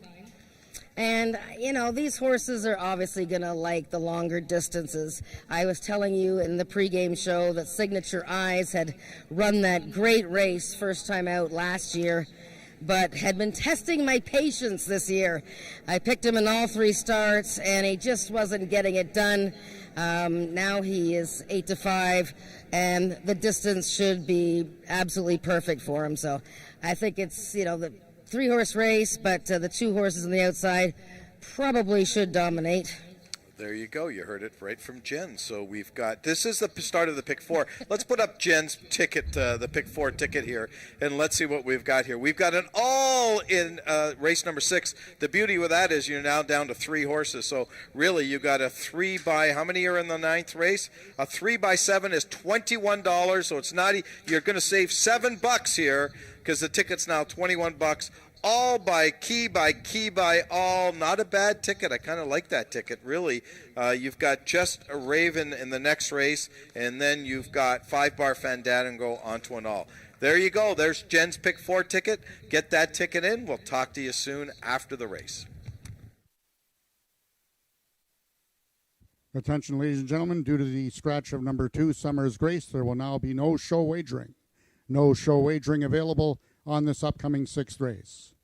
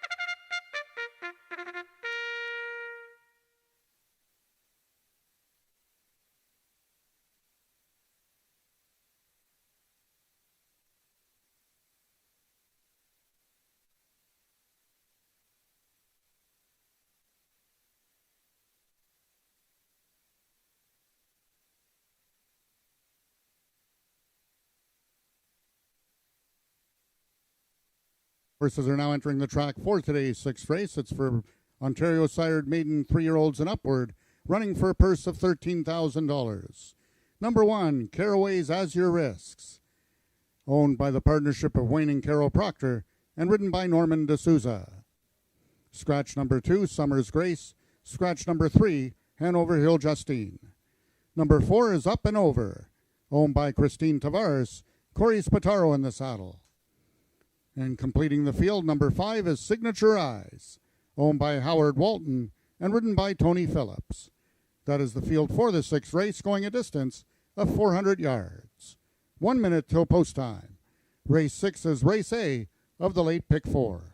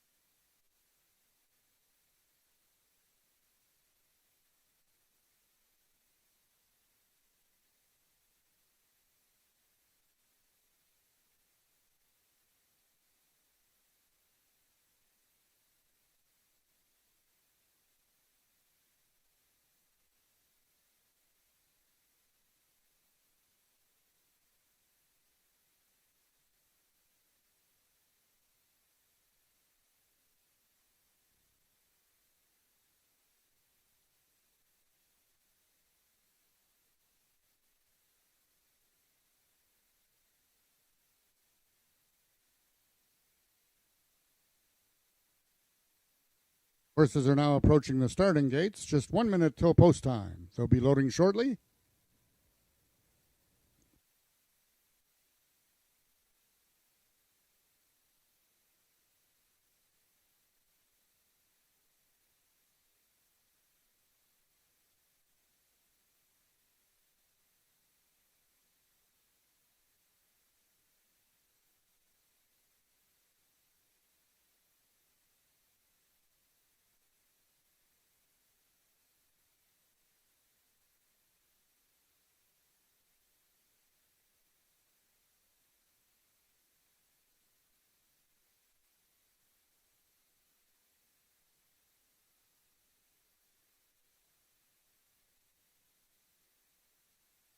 Horses are now entering the starting gates. First one in is number 1, Caraway's As Your Risks. And jockey Norman D'Souza climbs aboard.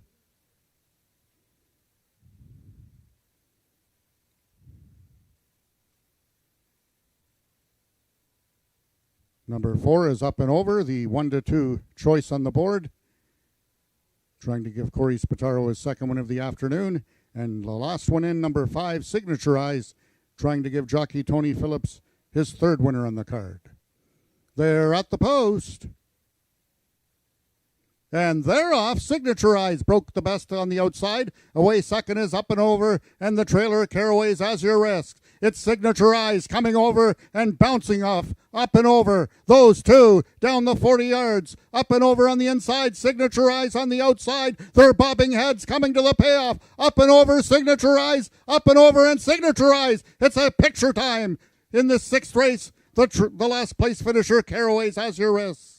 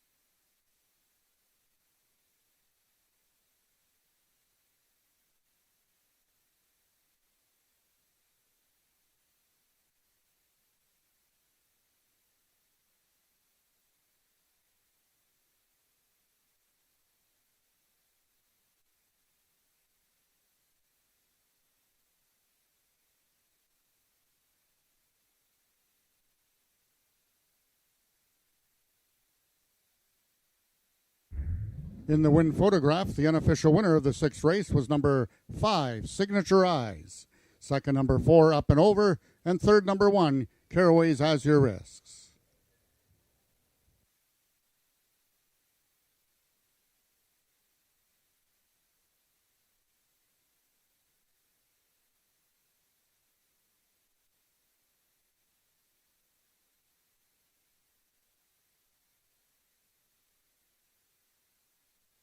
Ladies and gentlemen, we have a Stewart's inquiry in this sixth race regarding both number 5, Signature Eyes, your unofficial winner, and number 4, Up and Over, the unofficial second place finisher. Hold all tickets, please. The sixth race is under review by the stewards.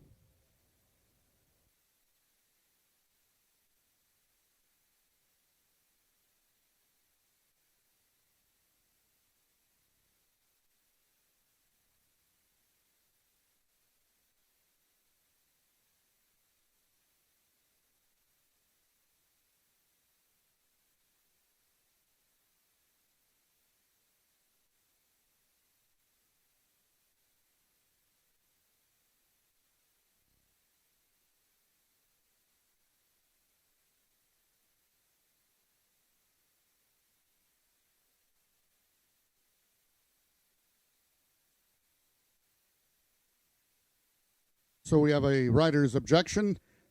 Jockey Corey Spataro, the unofficial second place finisher, has lodged a claim of foul against the unofficial winner, number 5, Signature Eyes.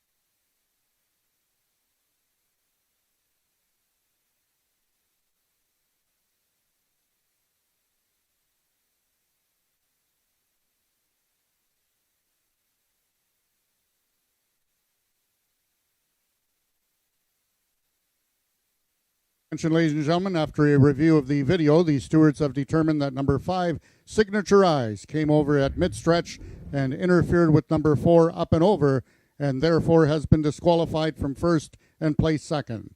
The new winner of race number 6 is number 4, Up and Over. 4-year-old Bay Gelding by Sugarman Perry out of Eileen Dover by First and Cool. Bred and owned by Christine Tavares, Up and Over is trained by Joe Tavares and ridden to victory by jockey Corey Spataro, his second win of the afternoon. Up and Over winning the distance with a time of 21.691 seconds, carrying a speed index of 54. Rechecking from top to bottom, the new order of finish in your program should read 3 late vet scratch, scratch, 2 placed first, first disqualified placed second. Those are the total results of the 6th race. In this upcoming 7th race, the following overweights: number 4, Hanover Hill Viola, 5 pounds over. Number 1, Who's Hot Now, number 5, Jess Raven, and number 6, A Fancy Arrangement, all 2 pounds over. Race 7 is Race A of the late pick 3.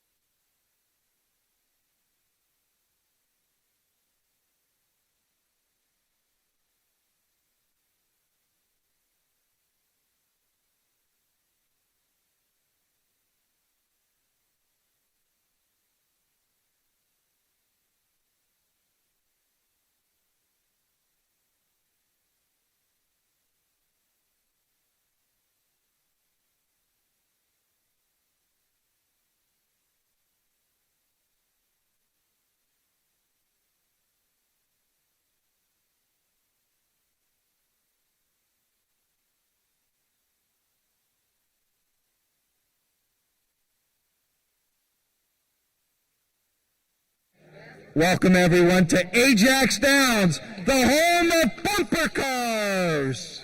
Yeah. So let's do, we got one more young man. Sir, are you old enough to gamble?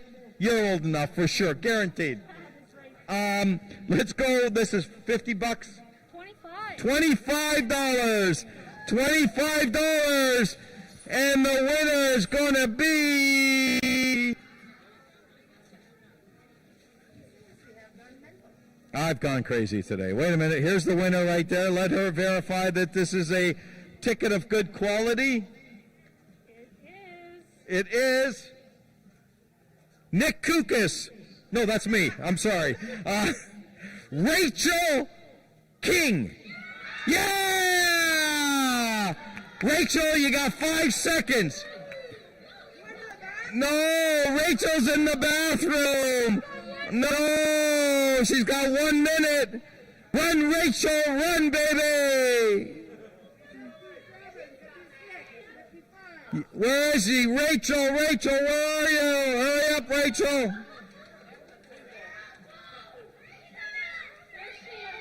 Where? Rachel, hurry up. You got 5 seconds. 4, 3, 2, yeah! Rachel King. 20. Oh, you ran. Oh, my God, she's so excited. We're so happy for Rachel. Let me write that down before you give it to her. Okay. Congratulations, Rachel. Yay.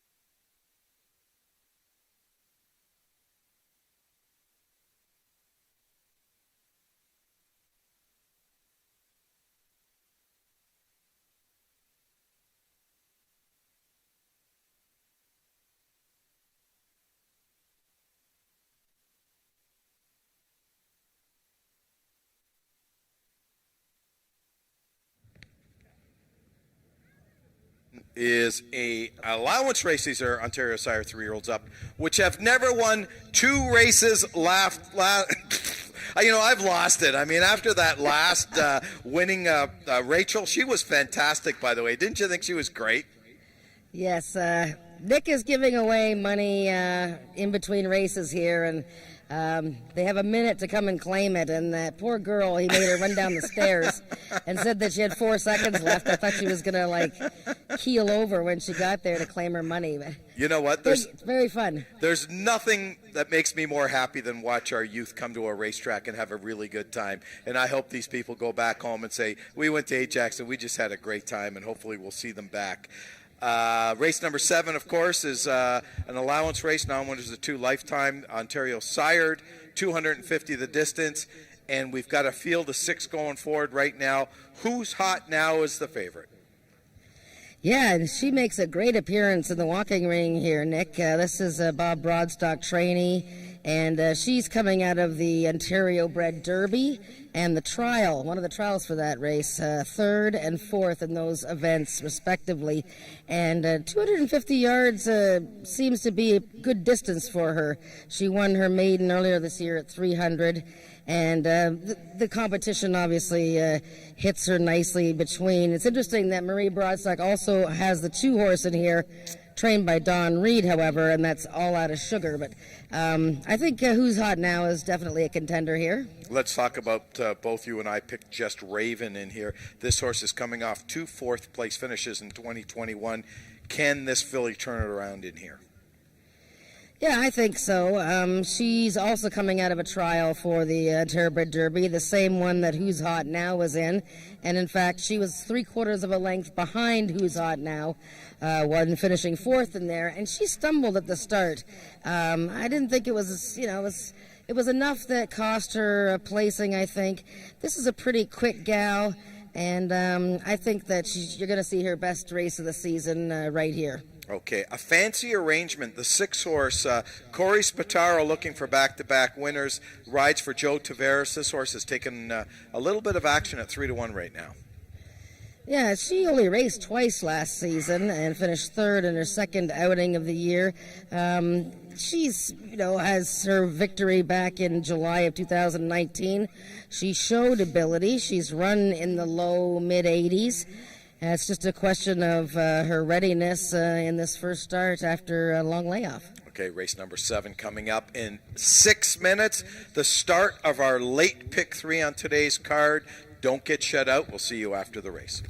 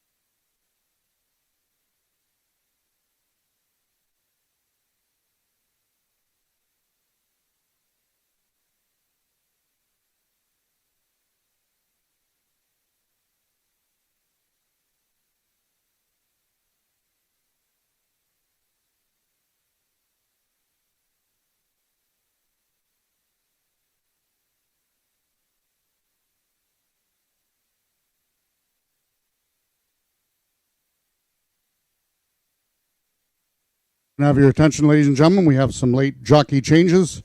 The first one is in this upcoming 7th race. Regarding the number 1 horse, Who's Hot Now, the new rider will be Ricardo Moreno. Ricardo Moreno rides number 1, Who's Hot Now. Corrected weight will carry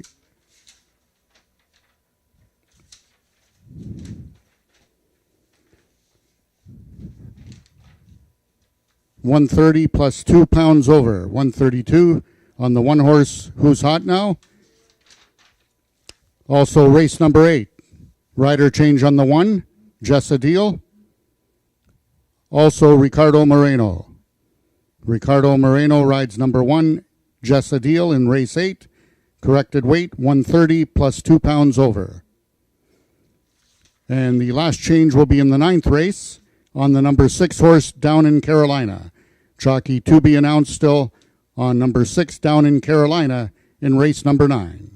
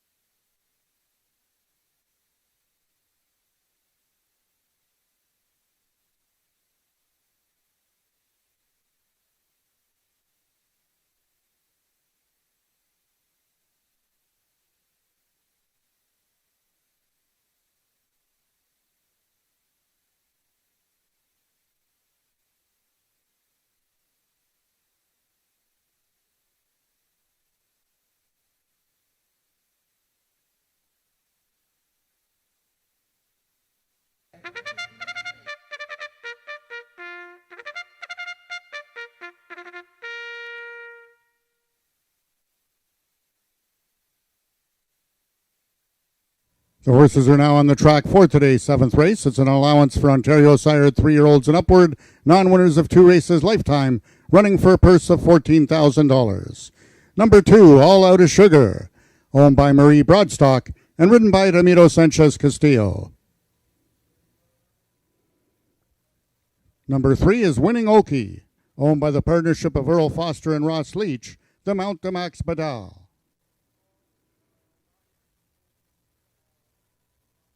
Number 4 is the Peacock Cattle Company's Hanover Hill Viola, Rachel Isaacs aboard. Number 5 is the Raven Racing Syndicate's Jess Raven, the jockey Josh Scott. Number 6 is A Fancy Arrangement, owned by Christine Tavares and ridden today by jockey Corey Spataro.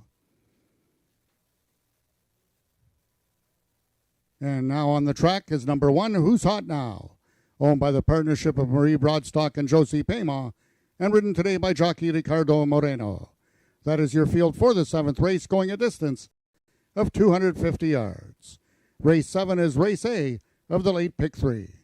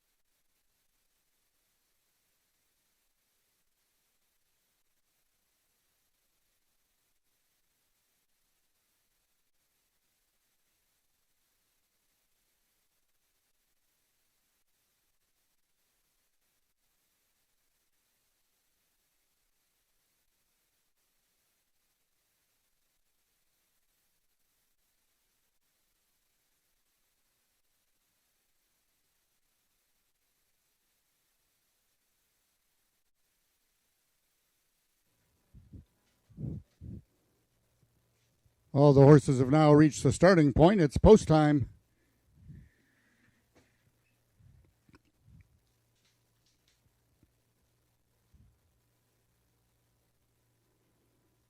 The horses are now entering the starting gates. Number 1, Who's Hot Now, is the first one in. 1 of 2 in the field for trainer Bob Broadstock. Actually, 1 of 2 for owner Marie Broadstock. Bob only has the 1. It's Don Reed that trains number 2, All Out of Sugar.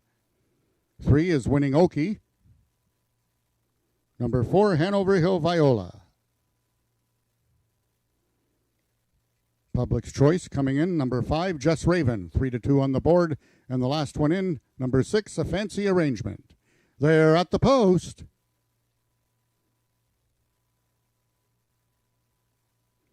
And they're off. Out quickest is All Out of Sugar. Stablemate, Who's Hot Now, is second. Third in the center of the track is Winning Okie, and from the extreme outside, A Fancy Arrangement. But they're all going to have to do some running to catch All Out of Sugar. It's going to be tight on the outside, A Fancy Arrangement, and on the inside, All Out of Sugar in a photo to win.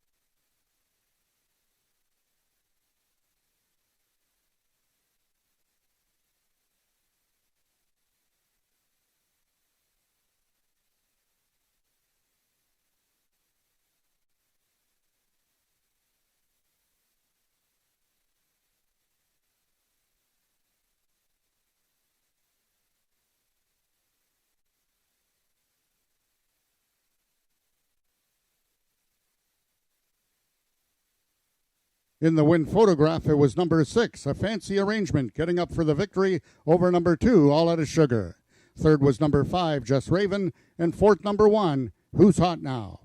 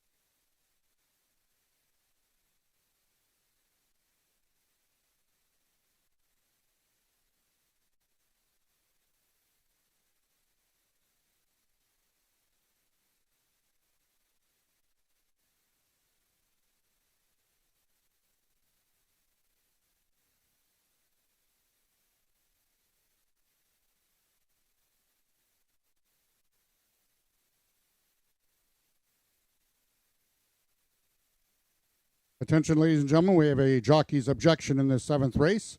However, it does not involve the top 3 finishers. It's number 3, Winning Okie, the unofficial 6th place finisher, claiming foul against number 1, Who's Hot Now, the unofficial 4th place finisher. Hold all tickets, please. The race is under review by the stewards.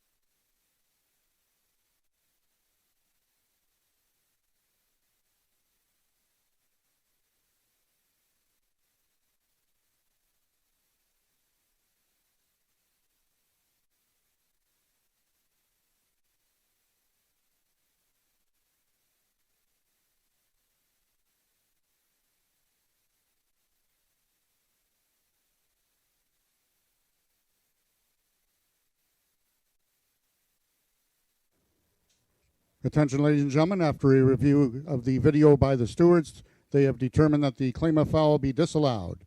There will be no change with the numbers on the board. Claim of foul disallowed.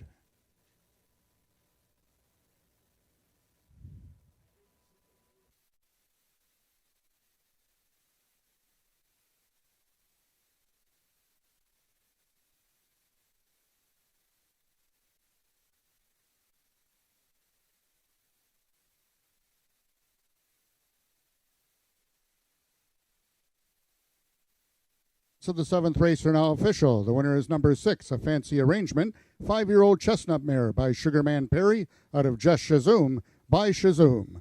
Bred and owned by Christine Tavares and trained by Joe Tavares. That's back-to-back winners for the trio, and rider Corey Spataro winning his third race of the afternoon. A Fancy Arrangement winning the distance with a time of 13.685 seconds, carrying a speed index of 79. Rechecking from top to bottom, order of finish in your program should read 426-531.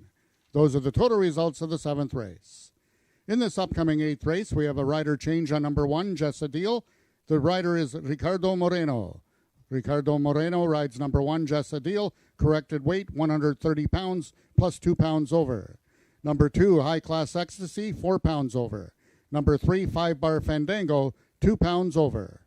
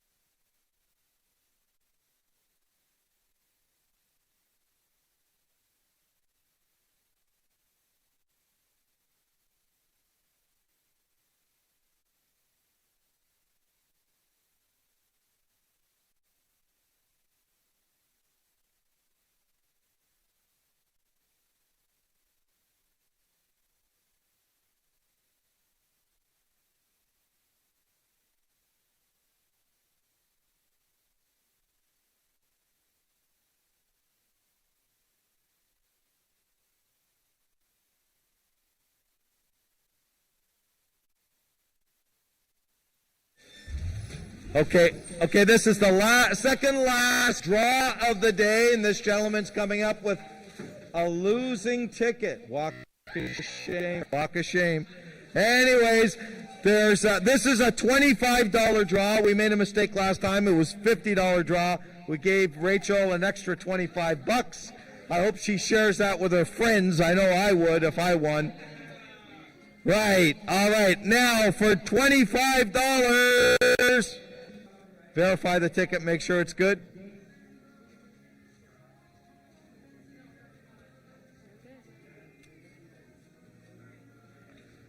Christina Ferencielli.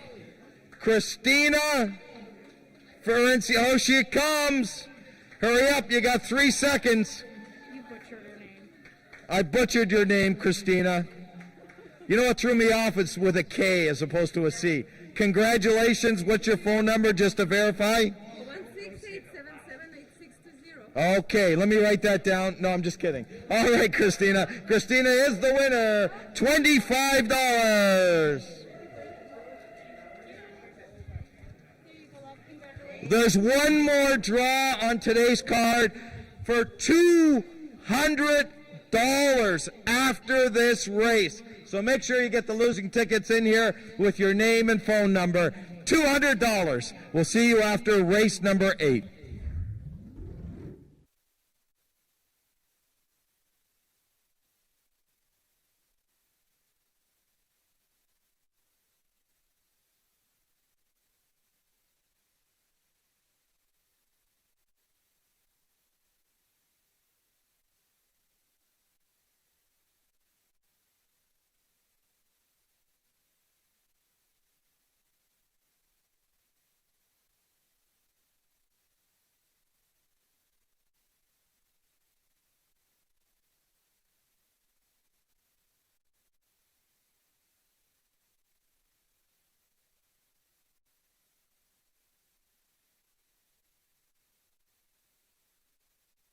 Attention, ladies and gentlemen, the jockey in race number 9 on the 6 horse down in Carolina will now be Carly Furlonger.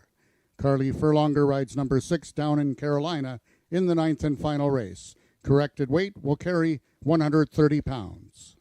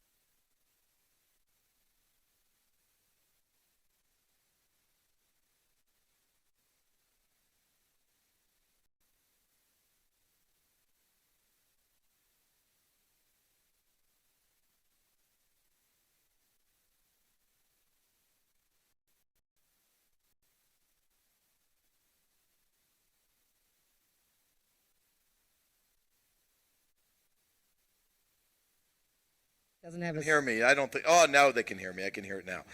Race number 8 coming up in about 9 minutes. More importantly, after this race, for all the losing tickets with your name and phone number, it's $200. If your name is called, you're going to win 200 Spicolis. That's pretty good, isn't it, Jen? The money you've been giving out here today, Nick. My oh my. You've just got every person in this building following you around. Santa Claus, they're calling me Santa, that's for sure. No, I'm having a hell of a time, a hell of a great time. Just, I love There's nothing better than giving money to people. There really isn't. They're all so appreciative. You know what? They really are. I mean, I think we've got a great crowd today. I'm really happy about our day today, and what a great job Katina and Kara have done putting on this event today and giving money away, and they're just making you and I look good. So that's pretty hard to do sometimes. Let's talk about race number 8, an allowance event. These are 3-year-olds and up, non-earners of 4,500 since June the 1st, 2021, and high-class ecstasy is 1-2. 10 Harriet in the saddle looking for his first winner of the year, and I love 10. I mean, you know what? There's no one that cheers for 10 more than I do. He's just a hard-working guy who doesn't really ride the best horses.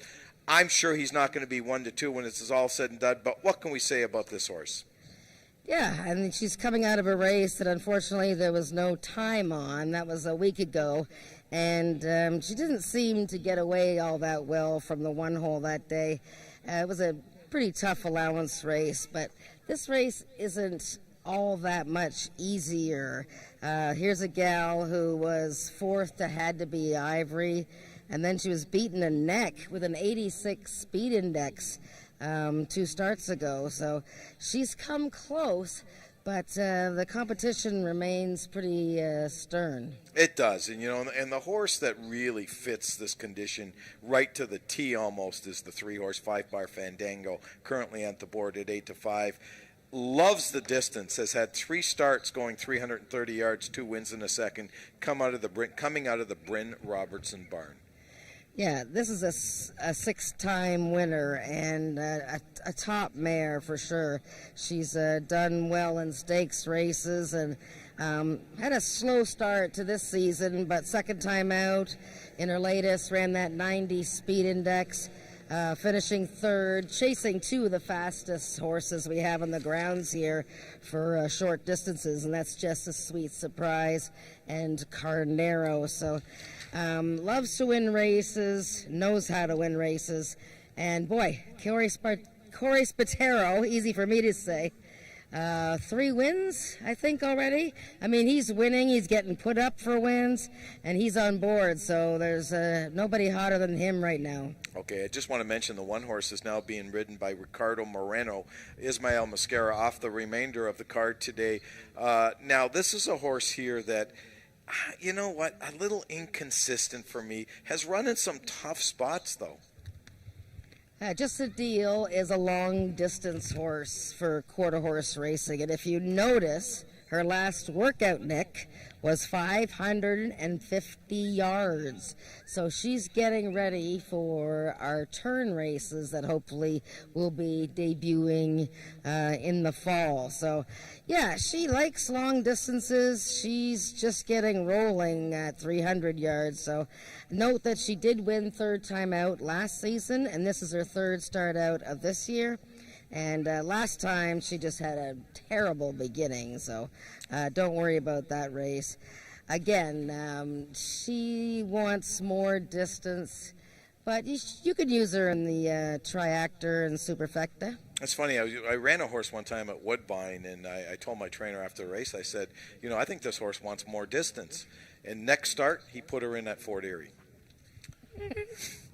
Can I tell you?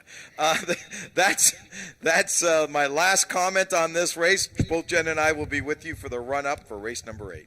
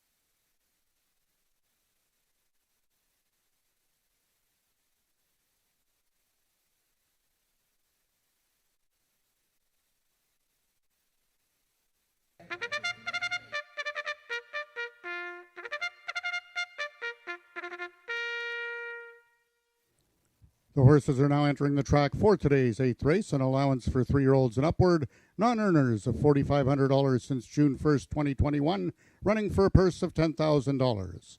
Number 1, Jess Adil, owned by the partnership of Marie Broadstock and the Peacock Cattle Company, Ricardo Moreno in the saddle. Number 2 is High Class Ecstasy, owned by Marissa Hutchinson and ridden by Ten Harriot. Number 3 is 5-Bar Fandango, owned by the partnership of Carol and Jamie Robertson and ridden today by jockey Corey Spataro. Number 4 is Tempting First Dash, owned by Scott Reed and ridden by Carly Furlonger. Number 5, Zux to Be You, owned by Steve Hunter, Norman D'Souza in the irons. And number 6 is Easy Street, owned by Rick Crispy and ridden by jockey Ramiro Sanchez Castillo. That is your field for the 8th race, going a distance of 330 yards. Just 2 minutes till post time.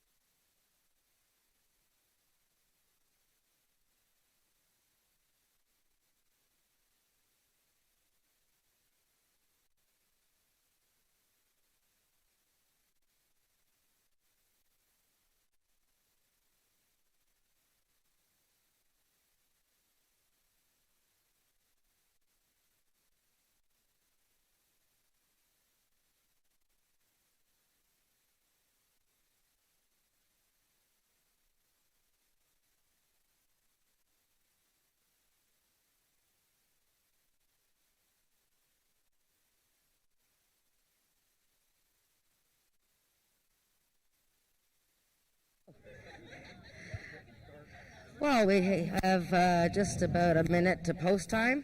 I lost Nick, but that's okay, because he's very busy. Nice looking field of horses here. I thought the 1-horse Just a Deal made a nice appearance. 3-horse 5-Bar Fandango, very much on her toes. And the bottom horse, Easy Street. So I think 1, 3, and 6 make the nice appearances here. Good luck with your wagers.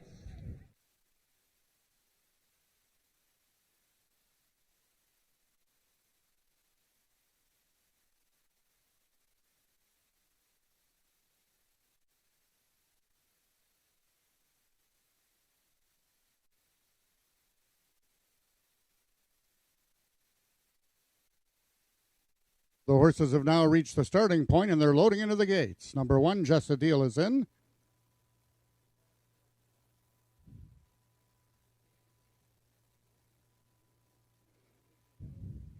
Number 2 is High Class Ecstasy.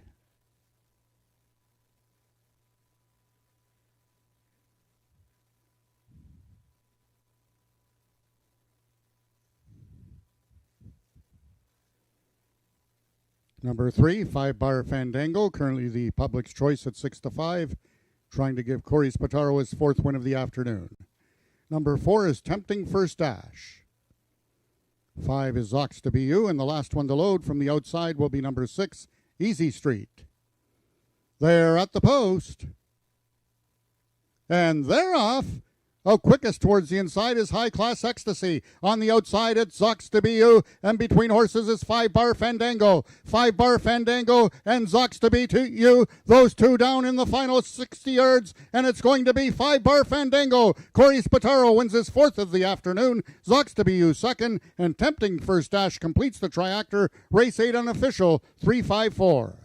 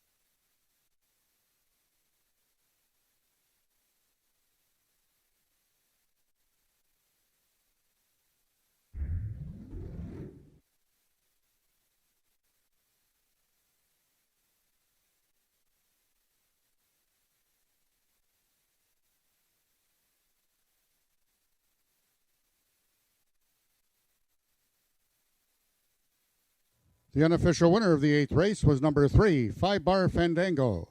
2nd was number 5, Zox to Be You. 3rd, number 4, Tempting First Dash. And 4th, number 6, Easy Street.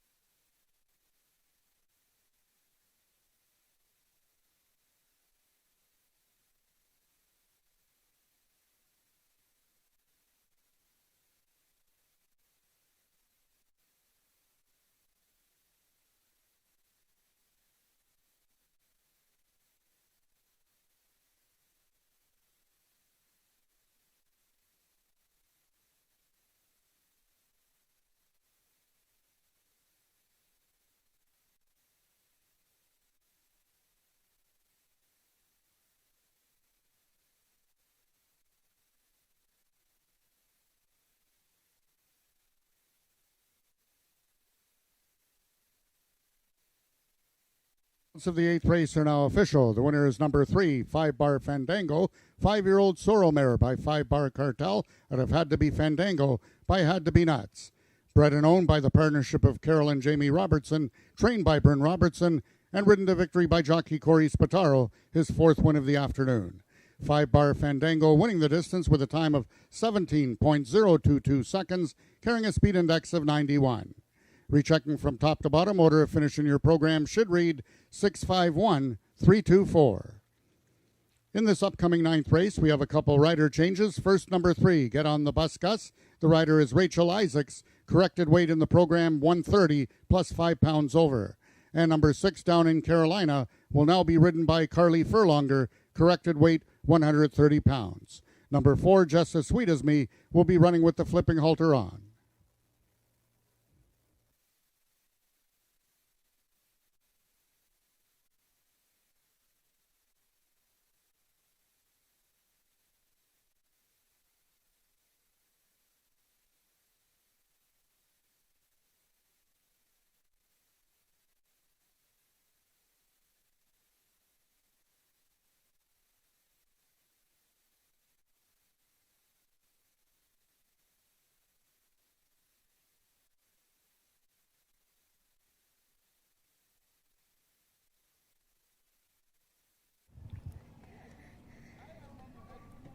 Her name is 5-Bar Fandango, but this is the 4th win for jockey Corey Spataro today, who's created quite a stir here. He's got his own fan club.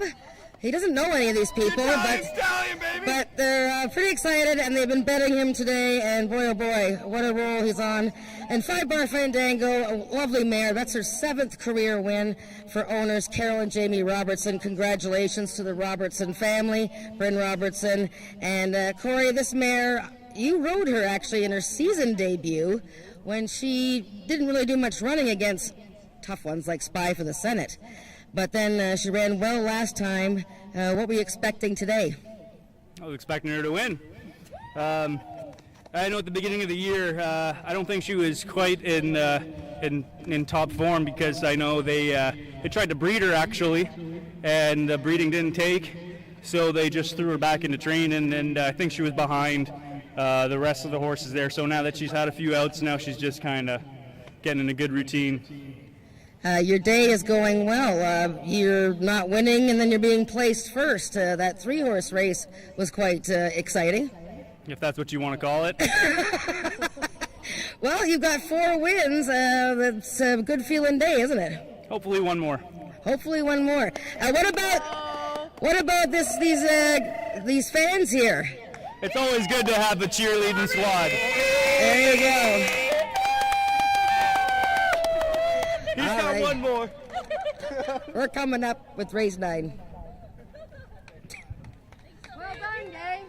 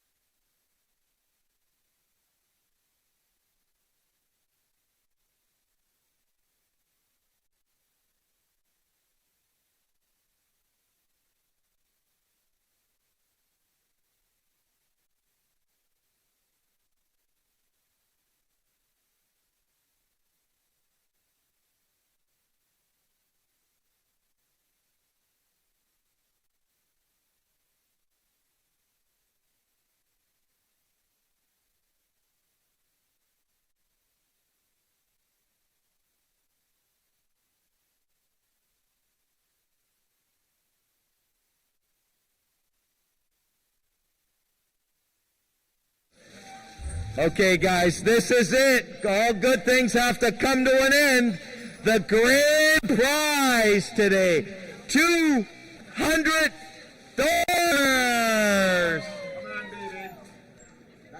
All right, let's do it. Let's do it right. We're going to do it right. I'm going to pick this one. And the winner is this a verifiable ticket?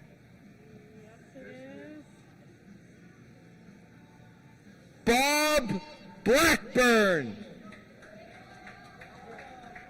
Bob. Well, we got what? We got to give him 45 seconds. Bob. He left? Yeah, I know, but he maybe he did, maybe he didn't. He did? Okay. But we still have to wait the 45 seconds or I'm going to get in trouble. Bob Blackburn. Can you believe Bob left and he left $200 on the table? Okay, Katina, give me the rundown. How much longer, Katina? You got the official clock is right there. Bob Blackburn. Going. Gone.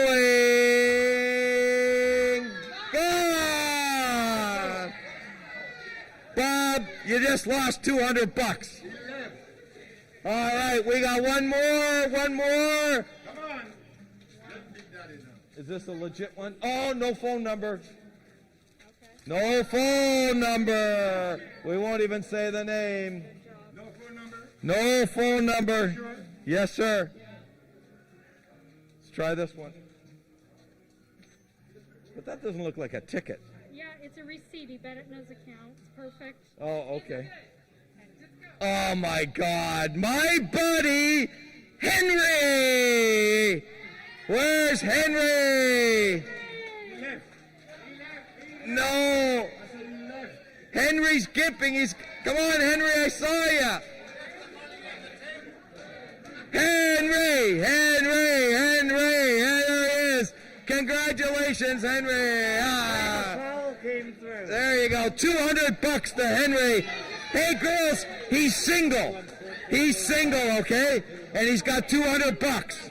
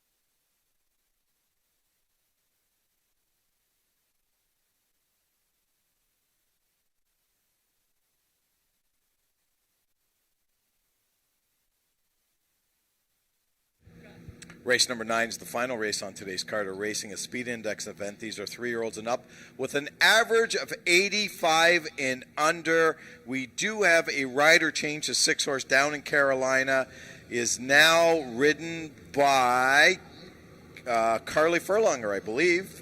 Yes. So, yes, Carly gets the mound on the 6-horse Down in Carolina. Now, if you watched our pregame show, we gave everyone the winner in this race because I picked 1, 2, 6, and Jennifer picked 4, 5, 7. So the only horse we didn't have was the 3-horse, and look at this. The 3-horse get on the bus, Gus, 4 to 5. Well, I guess they know, because I think it happened before, or maybe it happened with Bill when he was here, but yeah. Hey, okay, get on the bus, Gus. He stumbled at the start last time and then veered in a bit, so he was all out of sorts in that last race, but he is meeting slightly tougher here. And by the way, we do have a rider change on this horse. Helen Vanek was listed to ride this horse, but she's not riding this horse. Rachel Isaacs is riding this horse today, so just wanted that's a note that's important. Let's talk about one horse in here. I want to talk about Miss Mexican Mouse, because this horse is a great story, this 6-year-old mare coming out of the Bob Broadstock barn. Jennifer, tell us about this horse. Yeah, well, as a foal, she was quite sickly, and you can see her there. She's not very big. She's quite small, so they weren't sure that she was going to live. And, she just blossomed living at the Broadstock home. Now she's a 6-year-old mare, and boy, she won her season debut in that $14,000 allowance race, and it was quite a win. She actually almost fell down on her head and got back up and won. And it was an excellent effort, and she looked great. Great story. Let's talk about your selection in here. The 5-horse AJ Chicken 15. Ricardo Moreno looking for his first winner here at AjaxDowns. Yeah, I'm hoping to get a chance to interview Ricardo soon. This is a class mare, probably the classiest horse in the race. I mean, she's been in stakes races, and, it's been a long time since she's won, though. Her last win was, I think, back in 2019. And, she's very quick. She likes the shorter distances. This might be a little bit long for her. She's not a very big horse, but she's got a big heart. So I picked her. I'm not, 100% sold that I've picked the right horse here, but I think she'll be in the top 3. Speaking of sold, the fall yearling sale is going on at Woodbine today, so I'm sure there's been a lot of horses that have been sold today and a lot of exchanges of ownership up at Woodbine today. Let me remind everyone, we're back here every Wednesday until November the 3rd or something like that. The first Wednesday in November. So, if you can't make it next week or the week after, just remember, every Wednesday we're here. Next week our post time's 1:30. The week after, however, we do switch to 12:55 post here at AjaxDowns. Beautiful downtown Ajax, Ontario. What can I tell you? The heart of Durham region. Thanks for joining us today. Good luck with your wagering. We'll see you next week.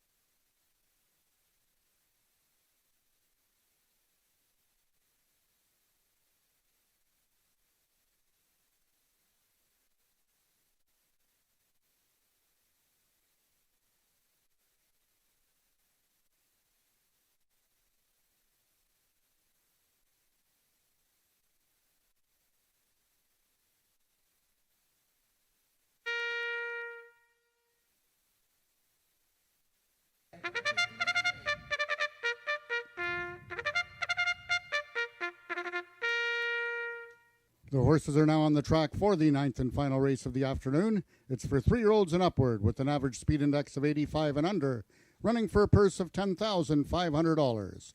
Number 1, I Think I Con, owned by Christine Tavares and ridden by Corey Spataro. Number 2 is Ms. Mexican Mouse, owned by Marie Broadstock, Josh Scott in the saddle.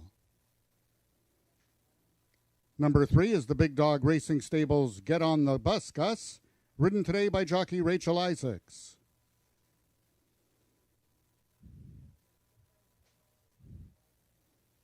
Number 4 is Just as Sweet as Me, owned by Rick Kennedy, the mount to Tony Phillips. Number 5, AJ Chicken 15, owned by Melena Fitchin and ridden today by jockey Ricardo Moreno. Number 6 is Down in Carolina, owned by Emily Obu, the mount to Carly Furlonger. And completing the field, number 7 is Rick Crispy's Wavin' Back at Ya, ridden by Ramiro Sanchez Castillo. That is your field for the ninth race, going a distance of 300 yards. 3 minutes till post time.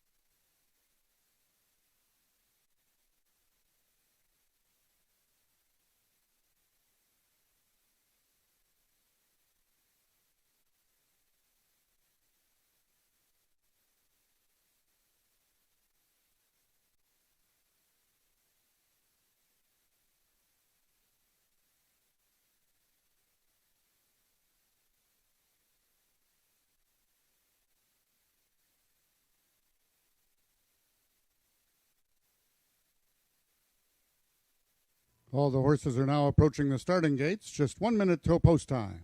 They'll be loading shortly.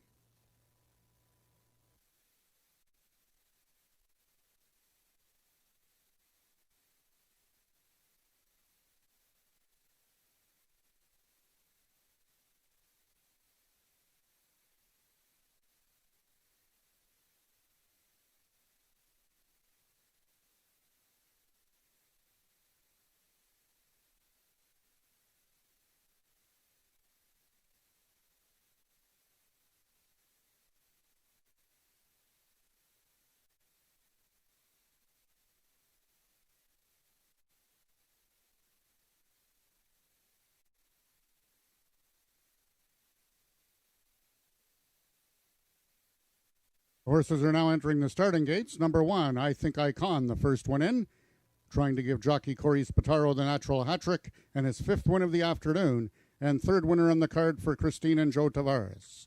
Number 4, Just As Sweet As Me, is in. Tony Phillips looking for his 3rd win of the afternoon, his 2nd win for owner-trainer Rick Kennedy. Number 5 is AJ Chicken 15.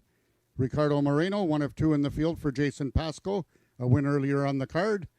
Number 3 is Get on the Busgas with Rachel Isaacs aboard this afternoon. Down in Carolina, Carly Furlonger aboard. Ms. Mexican Mouse with Josh Scott and the last one in, waving back at you. They're at the post. And they're off. Out quickest in the center of the track is Get on the Busgas. To his inside is Ms. Mexican Mouse. Very game on the rail is I Think I Con. And from the extreme outside, AJ Chicken 15. Late run from waving back at you. AJ Chicken 15 waving back at you. AJ Chicken 15 wins it. Waving back at you was 2nd. And Down in Carolina completes the triactor. Race 9 unofficial 5-7-6.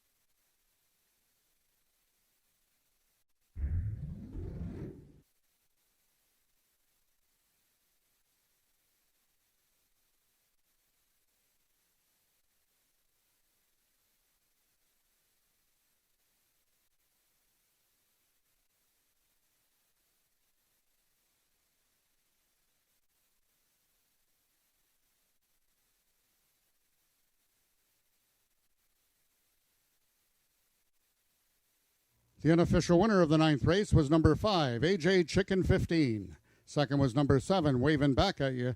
3rd, number 6, Down in Carolina. And 4th, number 1, I Think I Con.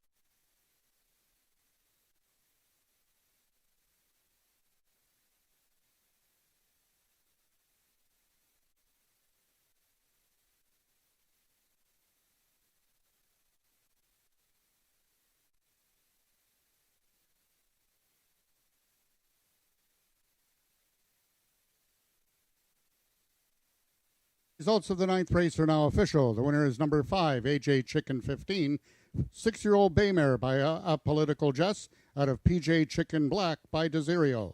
Foaled in Oklahoma by D. Bowens, S. Taylor, and Smith Farms.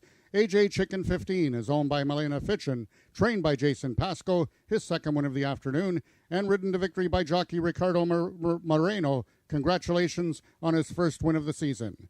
AJ Chicken 15 winning the distance with a time of 15.932 seconds, carrying a speed index of 77. Rechecking from top to bottom, order of finish in your program should read 456-7132. Those are the total results of the ninth race. Ladies and gentlemen, that concludes our day of live racing here at Ajax Downs. Until next Wednesday, with first race post time at 1:30. Until then, this is Frank Ferrari wishing everyone to stay safe.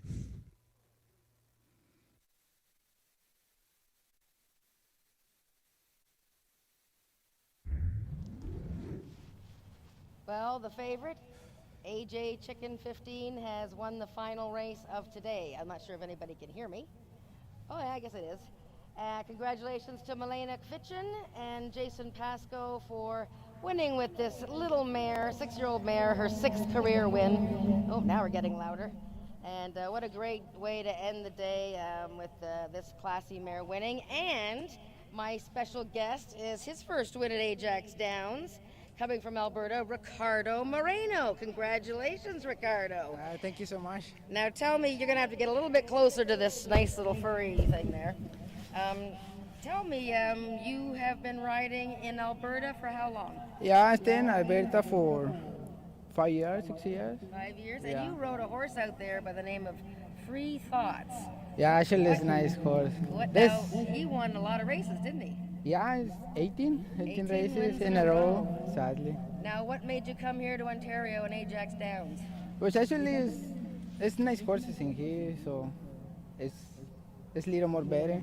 Yeah. Okay, Alberta is a little hard, but everything is good. Alberta and here, everything is good for me. And were you hopeful about AJ Chicken 15? Did you know anything about her? Did you have instructions, or you just...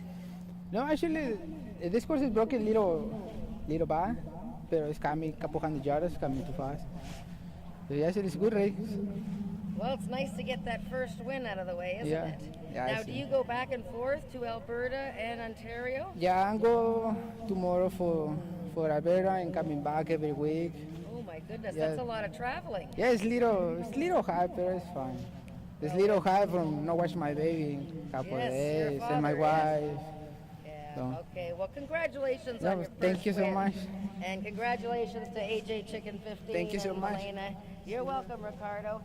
We're going to see everybody next Wednesday, and we have stakes action right through the fall. And please join us. We had a great time outdoors today. Please check the website and sign up to come and visit next week. Good night.